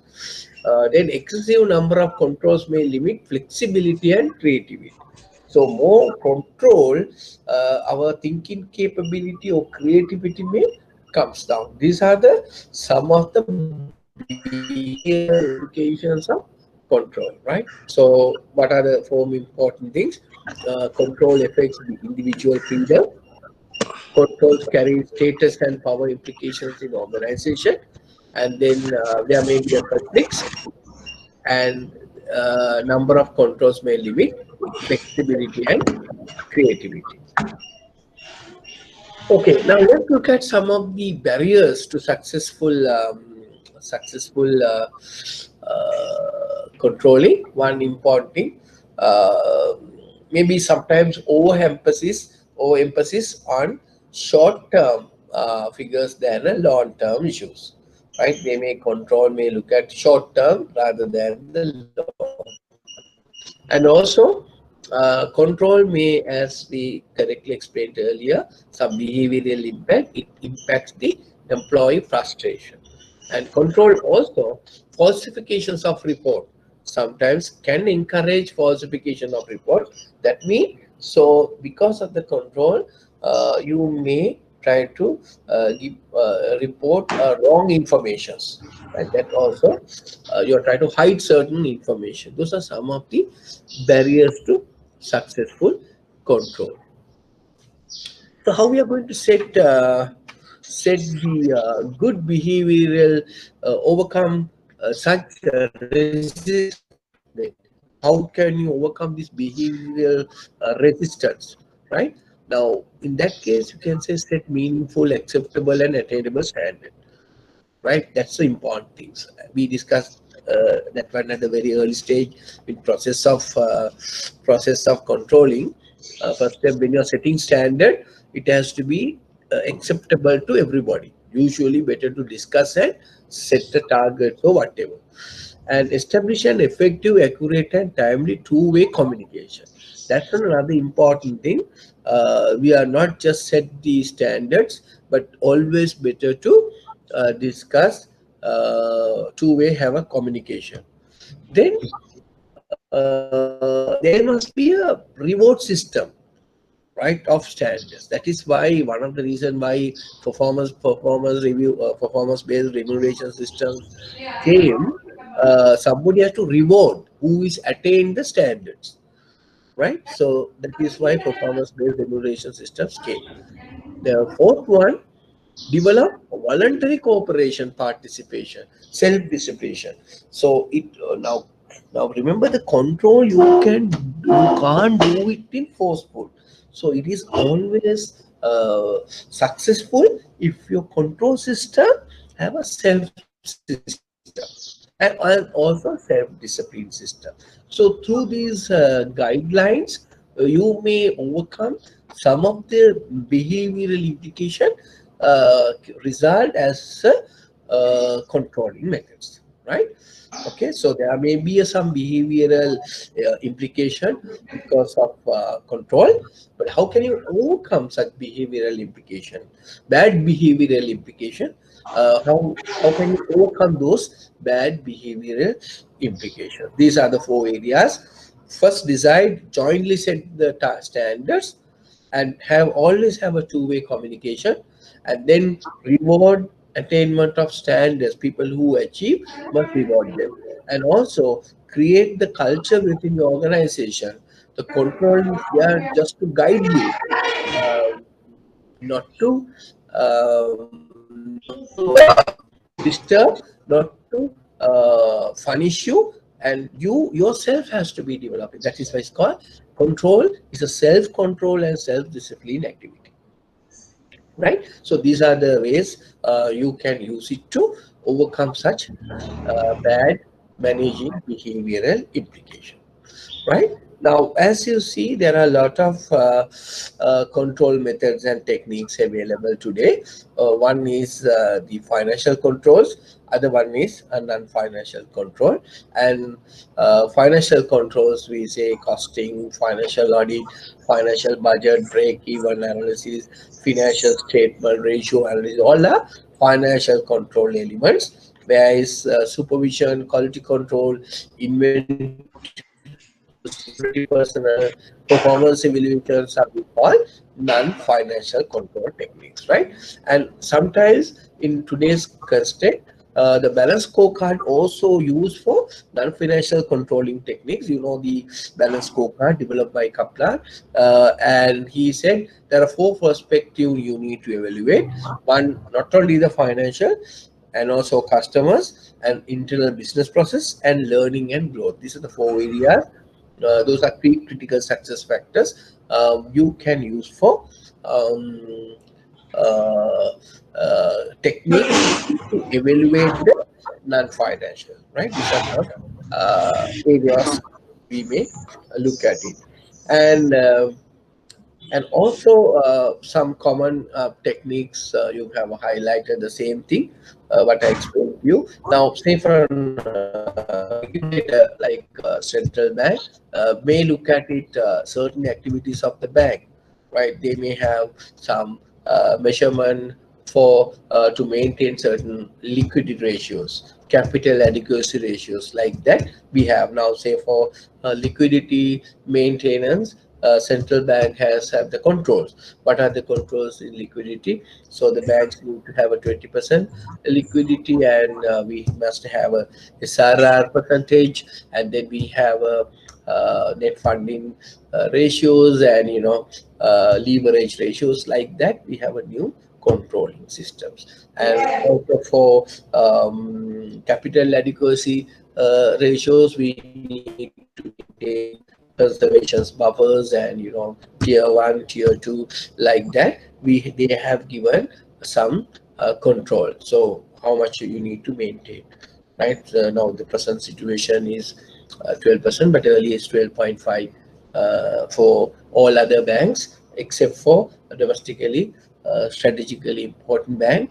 Um, so we may have around um, 4 banks in Sri Lanka. We categorize them under systematically important bank, and domestically systematically important banks. Those are, I think you are well aware. Those banks are, we call them as Bank of Ceylon, and commercial banks are under tier one, tier one, and the tier two. Tier one is People's Bank and HNB. So we don't have a tier three category, level three category of systematically important bank. Okay, so these are some of the ways a central bank control certain activities apart from your individual organization. Right. Then we move into the last part of these uh, last part of this internal control system, how to design an effective control system, right? Or what are the characteristics of effective control system? Now first one, it should be in flexibility. Now flexibility means the control system must be flexible enough to accommodate any change, whatever the control system, not be very static one, very rigid one. It must be flexible enough to accommodate any changes taking place, right? Then next one is accuracy. Now accuracy play an important role in good effective control system. As I explained to you earlier, inaccurate information results in bad decision making, right?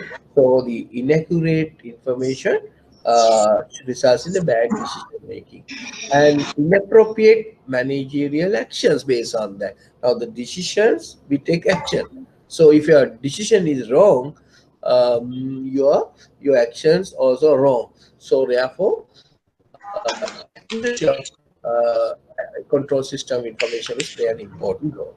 Then the timeliness, that means control system should provide information as often as necessary wherever we need. We don't want control system in the law. If we don't want time, that means we need control system should provide information as often as necessary. And also it should be an economy. Economic means uh, economic means cost effective. Now, this good effective control system, it must be cost effective. You don't want to spend more money to get a effective control system, right? That is economy, and it's always integration with planning. That means the more control is linked to planning, the more effective the control system is. Importantly, as we discussed earlier also, planning and the controls are made together, right? Cannot be separated. So therefore, integration. Yeah, because there may be a disturbance are coming. Can you unmute? Can you mute your mic, or there is some disturbance are coming from one of the mic? If you can mute it, uh, gentlemen. One phone is disturbing. Can you mute it? Right? Okay.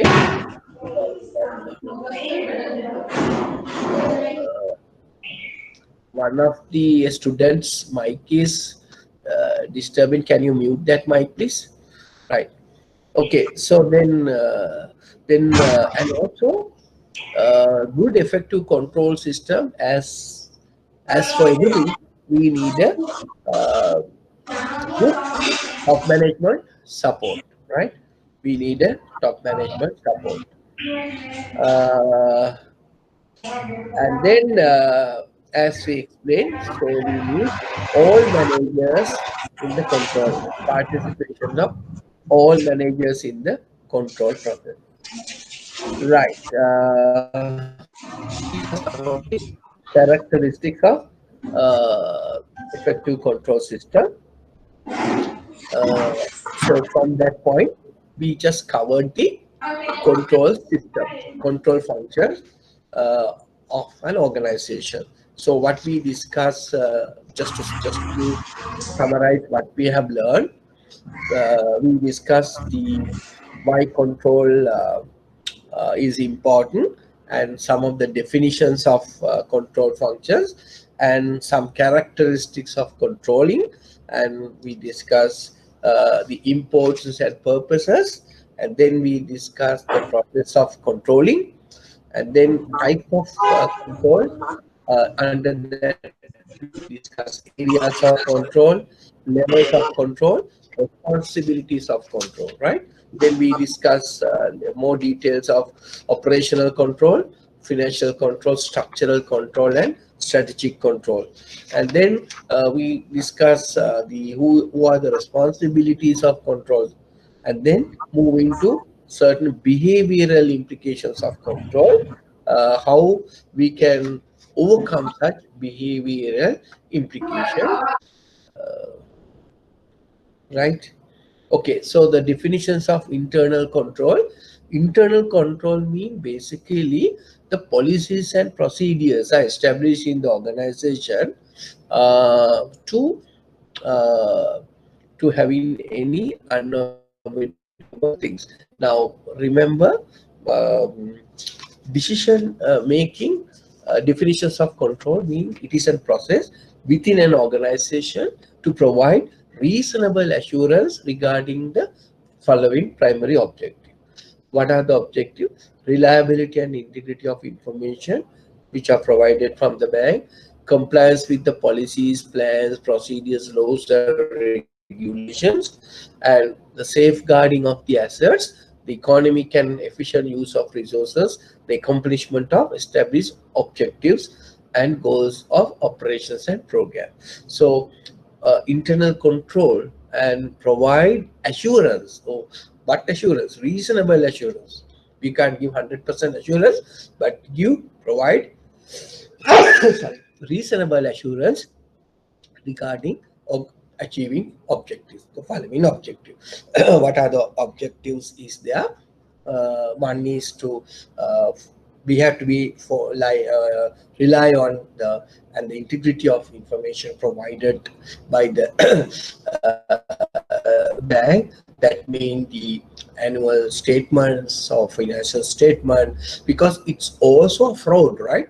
If you are breaching, not giving the correct financial information, and also it's a financial fraud, right? Fraud mean not only take the money in illegal form, but providing what you call this creative accounting also is an poor internal control. So if you have a better internal control system, you can't give creative accounting. That means so reliability and integrity of information. So the second one, internal control also compliance with policies, plans, procedures, laws, and regulations, right? Regulation outside general regulation and the regulator instructions, right? Second. Third, safeguarding the assets of the organization. Next one, efficient use of resources and minute accomplishment of established objectives and goals and of operations and program. Now, through having an better internal control system, so we have given assurance uh, to about these objectives, right? Okay, next one. So what are the objectives? Objectives of the internal controls. Therefore, if you put it in a nutshell, those things are we call performance objectives, information objectives, compliance objectives. So these are the internal controls objective. What we are trying to do through the internal control to achieve these three type of objectives. The performance objectives, as we explained, efficiency and effective of the activities. What are the activities? Usages of assets and other resources, protecting those assets and losses, ensuring efficiency, integrity without unintended excessive cost of placing the interest, such as employees, vendors, customers' interest, right? So performance is objective. So through the better internal control systems, what we are trying to achieve, performance is objective. Second, information reliability, completeness, and timeliness of financial and management information. As we explained earlier, the shareholders or the stakeholders are need to know the information provided, but from the organization, especially the banks, maybe error free and not having any creative accounting and things like that. So the third one is compliance objective. That means internal controls are established, ensure that so there won't be any irregularities or any issues conform to laws and regulation, right? So therefore, internal control facilitate to achieve these three type of objective. Right. So what are internal controls? Suppose if you don't have a good internal control systems in your organization, what's happened, right? And basically, it's interrupt businesses. Right now, the system breakdowns or excessive rework to correct for errors, and so many things happen if we don't have a better internal control. So the business interruption is taking place. Second one, erroneous management decision. Now we discussed earlier also. So if you are not having the correct information, so we take some wrong decision. So therefore, if we don't have internal control system, there may be a lot of misleading and inadequate decisions is taken. Third one, it may lead, if we don't have internal control, so it may lead to fraud and theft by the management, employees, customers, vendors, whoever, who are the interested people for the organization, can have some issues like fraud and theft because of you have a poor internal control system. And also there are sometimes you may have a statutory sanctions, because as banks, if you are not compliance with rules and regulations, there may be a statutory sanction. Now according to the banking compliance act, if you are not fulfill the compliance, not adhere to the compliance, so the central bank can cancel your license, right? So that to that extent you can do. Then excessive cost or deficiency revenues, that mean, so if you do a wrong thing, we spend a lot of money to rectify that. So rectification cost is very high. Why? Because if you don't have a better internal control system. So again, maybe sometimes if you don't have a weak internal control system, there may be a distractions or misuse or loss of a lot of organization assets. So these are the weak internal control, maybe increase the risk of these areas, right? That is why you need to have a better internal control system. This is with respect to banks. Right. Then if you really look at it from what are the component of internal control system, if you look at the internal control systems, mean it has to come from the top of the tunnel. Every time we say compliance, control, we need to get a top management support. Otherwise, you cannot implement a better control system in an organization. So control environment mean you must have a better supervision system. It has torn up the top, that means it has support from the top, and it has to be a management philosophy in the organization, and it must be have a competency. So that is what you call control environment, right? So if you really look at it from the second one, component of a better internal control system, second we call risk assessment. So that means the risk assessment means basically you need to have a better risk assessment process within your organization. Now there is a method of how to and how to identify the risk in an organization, right? Through SWOT analysis, through audit, through stress testing, and you can identify the risk in an organization, right? So you must have a better risk assessment system with the organization.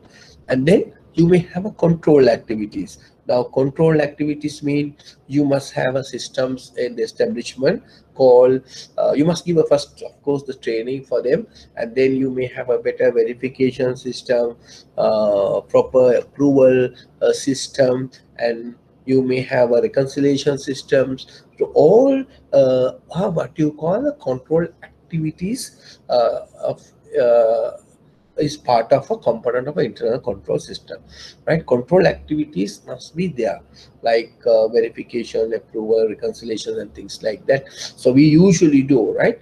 Usually do. So then, and then the last one is informations and money, informations and information communication. Information communication mean it has to be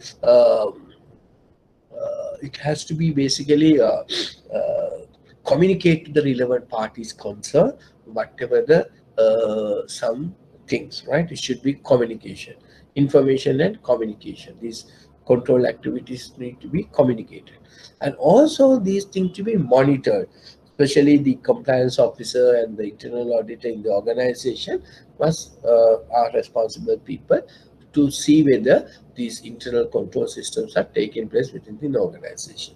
So therefore, these are what you call component of an internal control systems. What are the internal control system components? You must have a control environment in the first instance, and you must have a better risk assessment system. You must have a risk control activities, because that is why banks usually have a dual control systems, and job descriptions, all are dual. Those are control activities, or approval levels, verifications level, reconciliation process, all are control activities. Then those things need to be communicated, all this information, and somebody you need to monitor all these things. That is the job of a compliance officer as well as the internal auditor and the external auditor, whether the things are taken accordingly. So overall responsibility, mind you, remember, according to the corporate governance, are falling in line with board of directors, right? Managers has to do, the senior managers has to ensure that you must have a better internal control system, but proper internal control systems to be established in the organization is the responsibility of the board of directors, right? Their job is to see whether the organization internal control systems, proper internal control system is established, right? Now, don't forget that, right? It is not responsibility of management. A senior management is ensure that you must have a system, develop the system, but board of directors' job is to see whether those properly established internal control system is there, and ensure that these are followed by the senior management. According to the corporate governance, one of the functions or the duty of directors is that, right? See whether internal control system is established in your organization, right? Okay, next one. So what are the benefits from a strong internal control system? Strong internal control system. Now, reducing, of course, preventing errors in a cost-effective manner, and we may ensure the priority issues are identified and addressed. Then protecting employees and resources, protecting employees as well, providing appropriate checks and balances, having more efficient audits resulting in a shorter timeliness, less testing, and fewer demands of staff. So those are some of the benefit of strong, and of course you have a better a good name from the your regulator, if they identify if your organization have a better internal control system established, and mind you, the supervisions or part from the regulator may not much attentive, right, in that case. Okay, so what are the key internal control activities you can establish for a bank especially? One is separations of duties. And you may noted that a lot of cases happen, a lot of financial fraud or corporate governance collapses, issues because of these separations of duties. Now, divide responsibilities between different employees, so one individual does not control all aspects of the transaction. That is why in central bank has introduced back office, middle office, front office activities, right? Especially for investment, categorically mentioned front office, back office, and middle office functions, right? So for that, for separations of duties, to have a better internal control activities. Or sometimes the central bank also telling to not only duties separated or physically have to have a separate places, right? That mean to entrance or uh, so entry access also they may be limited. That is what you call the separations of duties. For that, HR can support for key internal control activities by issuing a proper JD, right? Proper job description, facilitate for separations of duties. Then the next one is what you call the authorizations and approvals. Now, it is important now, every institution you may have a approval levels, approval limits, right? So 50,000 and above, like that, payments, credit approval, right? You may have to go to sometime to the credit committee, credit committee and the board credit committee and the board level, like that, manager level, area manager level, or zonal manager level, or AGM level, DGM level, then the GM level, like that. Why you have a separate approval level to have a better internal control activities, right? And these are important things in an organization. Right. Then documentations. Now, especially for documentation, especially for you must establish a key internal control activities and documentation, and it has to be perceived evidence to substantiate, especially in the housing loan. We can file actions if you must have a document. So document plays an important role, and policies and the procedures need to be established, documented as a manual. You need to give it to employees, and thereby everybody get to know what are the procedure to be followed. Say for an example, if the dormant account customer comes, how to activate his dormant account, there's a procedure laid down. Then you have a nomination facility for people, what is the procedure, like that. So documentation plays an important role. Now today, people are talk about the documentation in respect of the uh, in respect of the in respect of the uh, new digitalizations of business activities. There are laws are prevailing there, but rather than laws, you must have an internal control systems established within your organization.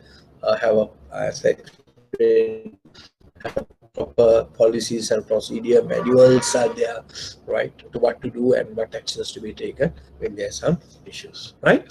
Okay, then the fourth aspect of the key internal control activity is what you call the reconciliations and review, right? So a lot of reconciliations are taking place, the reviews are there, examine transactions, like even for board level, you have some board review committee, for audit committee are there to just to review all these things, and with the support with auditor, finance CFO and Chief Internal Auditor.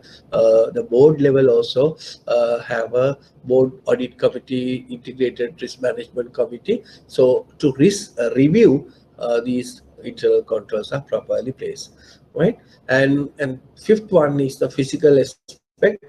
Security affairs assess the dual control of your safe, secure and restrict access to equipment, cash, inventory, confidential information, etc. And that is to reduce the risk of loss of unauthorized use. Now, these are the other areas. So there are 5 areas you can have it to control your internal, right? So those are the things we need to understand under internal control. So we discuss what is internal control. Is a management tool, mind you, is a subset of a control process with specifically respects to the banks. And we first define what is internal control and what are the objectives of internal control, and then what are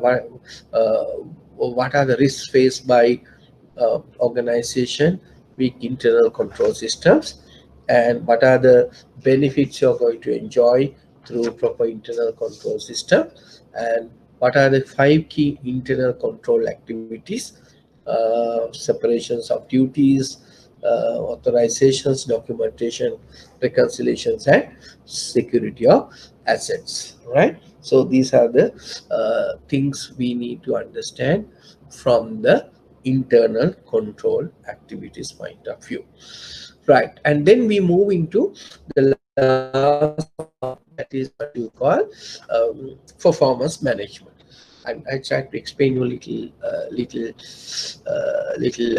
details on that. So performance, what do you mean by a performance? Now, performance is similar to productivity, or both are different, right? Now remember, performance and productivity uh, are both same in one aspect. We call efficiency and effective utilization of resources.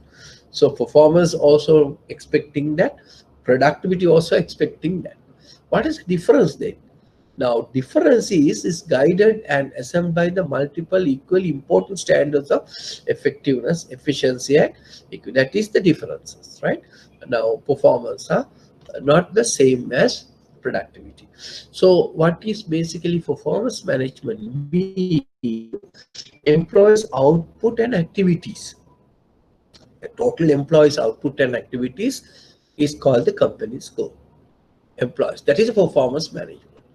So how we are going to manage the performance of entire organization employees output? So if you really look at it, the definition, this was basically started in 1960s. Basically, what is performance management mean? Armstrong and Baron said in 1998, is both the strategic and integrated approach. Both is strategic and integrated approach, delivering successful result for an organization, improving your performance. Now, performance management mean basically in that sense, it is a strategic approach, not only strategic approach, and it's an integrated approach. Now, integrated mean everybody need to be contributed to that. Strategic mean is a tactical thing. Is a tactical things. The performance management gain, and this was pay more attention is early 1980s, not so long back, and now today they pay a more important attention to the performance. So therefore, the performance management is an approach management by the implications of Locke's goal setting theory. That means now in the goal theory they said people's performance in their job is related to their goals, right? So to what extent the each individual is achieving or supporting the goals is relative to the organization is called relative to his position, is relative to his activities called performance management. Now, Mullins in 2007 discerns 4 practical application for goal theory. those are relevant to the performance management. Now, one factor is managers should systematically identify and set specific performance goals. So that's the first one. And expecting the goal should be challenging but not so difficult. So to achieve has to be seen as a relevant to real world performance. Third, detailed and timely feedback on progress towards goal achievement must be provided. So employee participation in setting goals may enhance the commitment them to achieve the higher performance. So what performance management in practical level, they say managers should systematically identify and set specific goals. This must be challenging but also realistic. Then you must have a feedback on progress towards the goal achievement. Don't wait for the last minute. Continuous feedback and continuous dialogues to be taking place. Then, so every time when you deciding your targets and your goals, get employee participation in that process, right? Okay, so like control, there may be a definition for performance management as well. Performance management is the process of measuring and providing feedback about employee contribution to the organizational effectiveness. This is not the performance appraisal. This is not the individual measure. Totally, we are going to look at it. To what extent individuals are contributing to the achieving the organizational objective, right? Okay, so like that, you may have a different definitions of performance management. But what are the objective of performance management, right? And performance management enable the employees towards the achievements of superior standard of work performance. Right? If you have a better performance management system in your organization, so every employee is trying to achieve or employ towards the achievements of superior standards of work performance. Second, it to help the employees in identify the knowledge and skill required to perform the job. So one way, so performance management will tell you what are the competencies you require to perform that job. So it will facilitate your training manage as well, right? Third one, boosting the performance of the employees. So every employee's performance will boost. So by encouraging employee empowerment, motivations, implementation effective reward mechanism, all method in the performance management system will improve the performance of individual employees. Fourth one, promoting two-way system of communication. So this will facilitate. Lot of organizations are not having the two-way communication or always a one-way. Now through this performance management system, so employer and the employee compelled to do two-way communication. Thereby we have really understand and you get the feedback and how to improve your performance and coaching, mentoring, all things taking place because of you have a two-way communication. And also remember constant monitoring and coaching and development intervention. So what are the areas we are weak, what are the areas we need to look at it, and monitoring, coaching, as well as mentoring. Sometimes you have a problem, the coaching will guide you to what to do and things like that.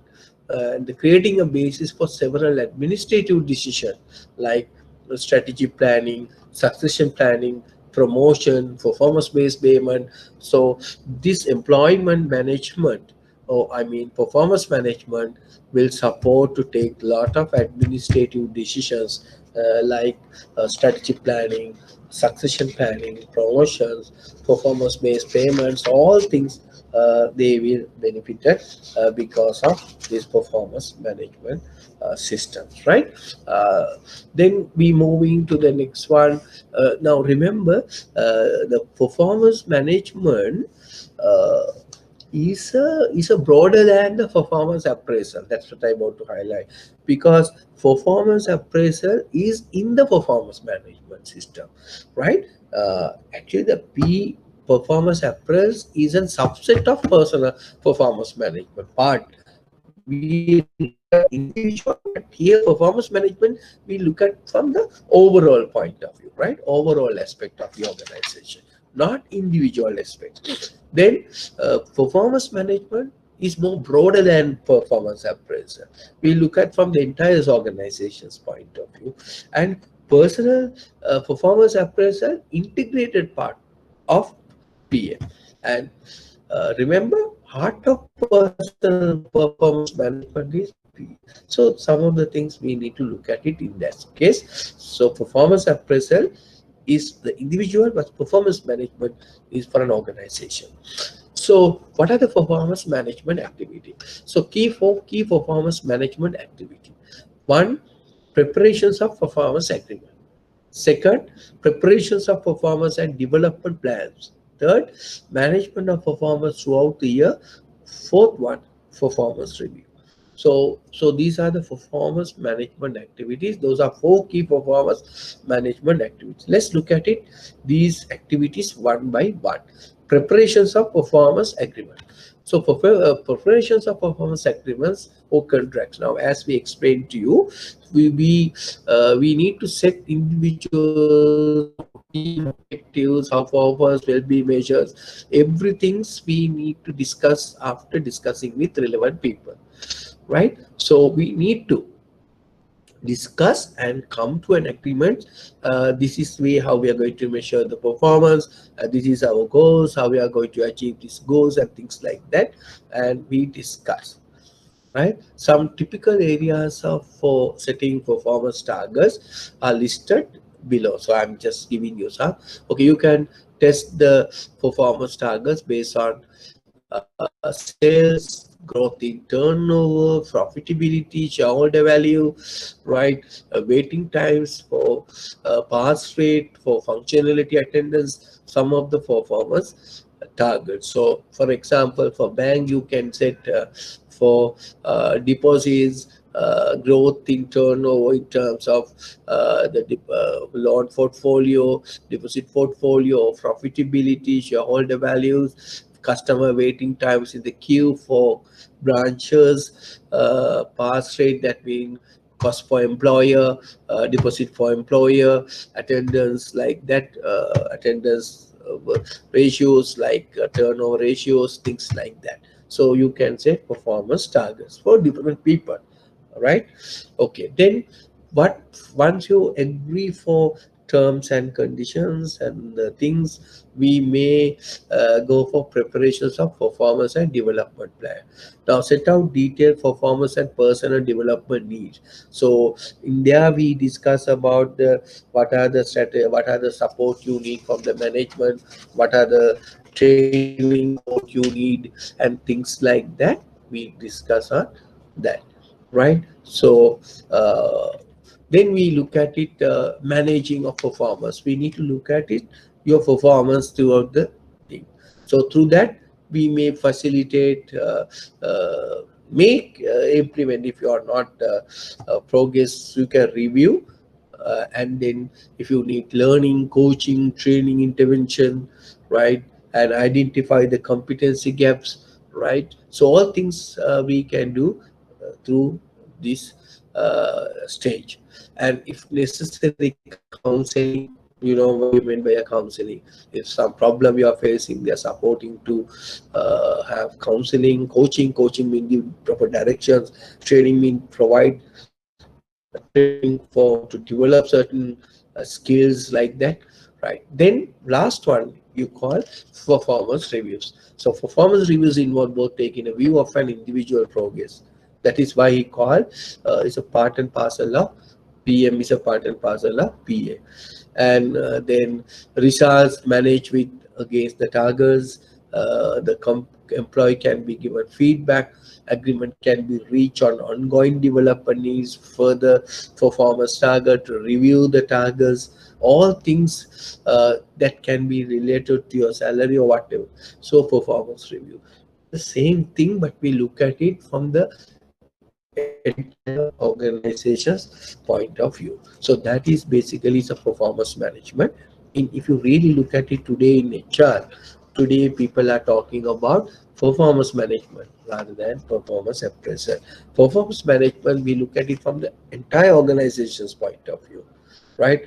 Through developing individual, how we are going to achieve the performances of the organization, right? It's a more broader than a personal appraisal. Okay, so best thing is for them to discuss, then follow it up, support, and review.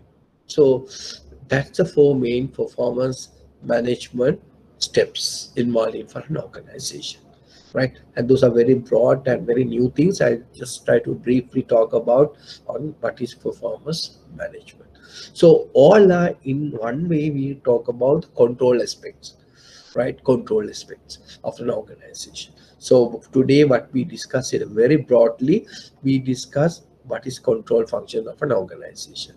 So you can look at it, the control functions in different angle, right? So different angle, different aspect we discuss, right? We look at it from the control aspect, from the operational point of view, right? And then we discuss the strategic point of view and the structural point of view, and we discuss what are the areas we need to look at it. And with specific reference to banks, we discuss what is basically what is internal control systems in banks, especially why it is important, what are the objectives of internal controls, and then we discuss what are the control mechanism, and we discuss what are the advantages and what are the control methods you can use it in an organization, especially for bank. And then we discuss the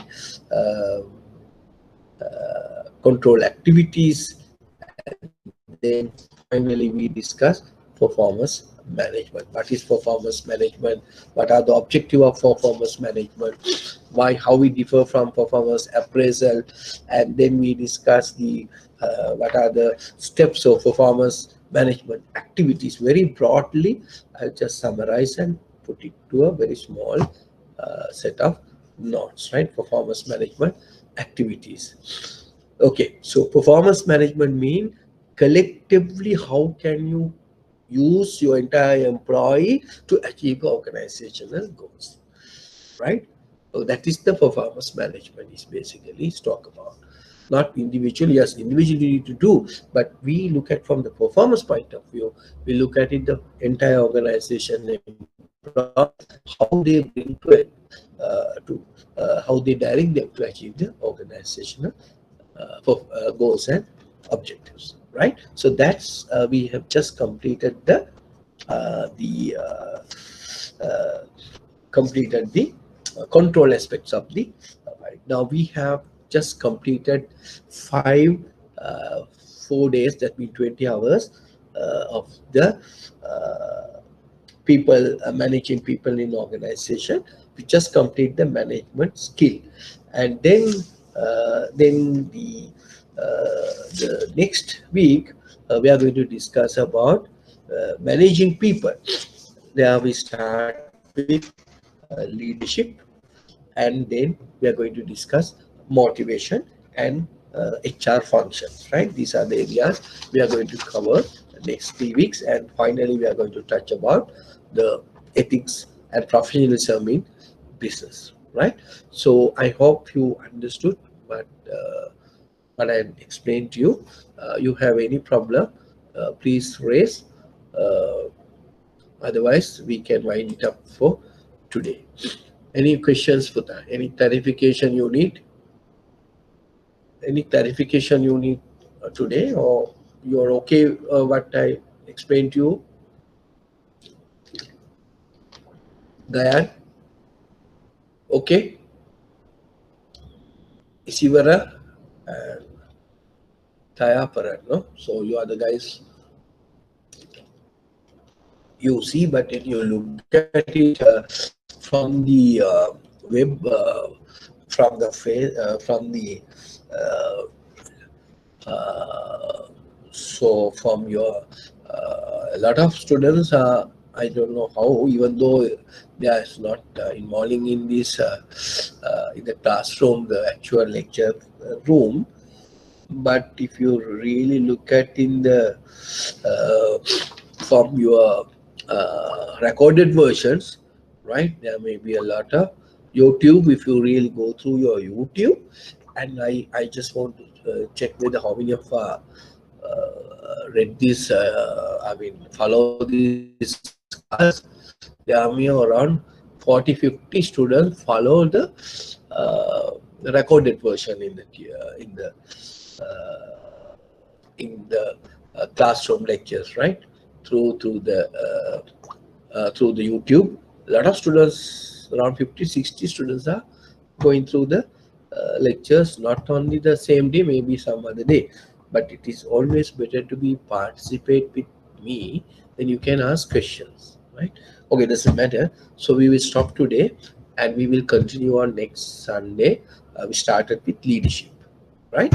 Okay, so have a nice weekend and enjoy, and we will see you on next Sunday.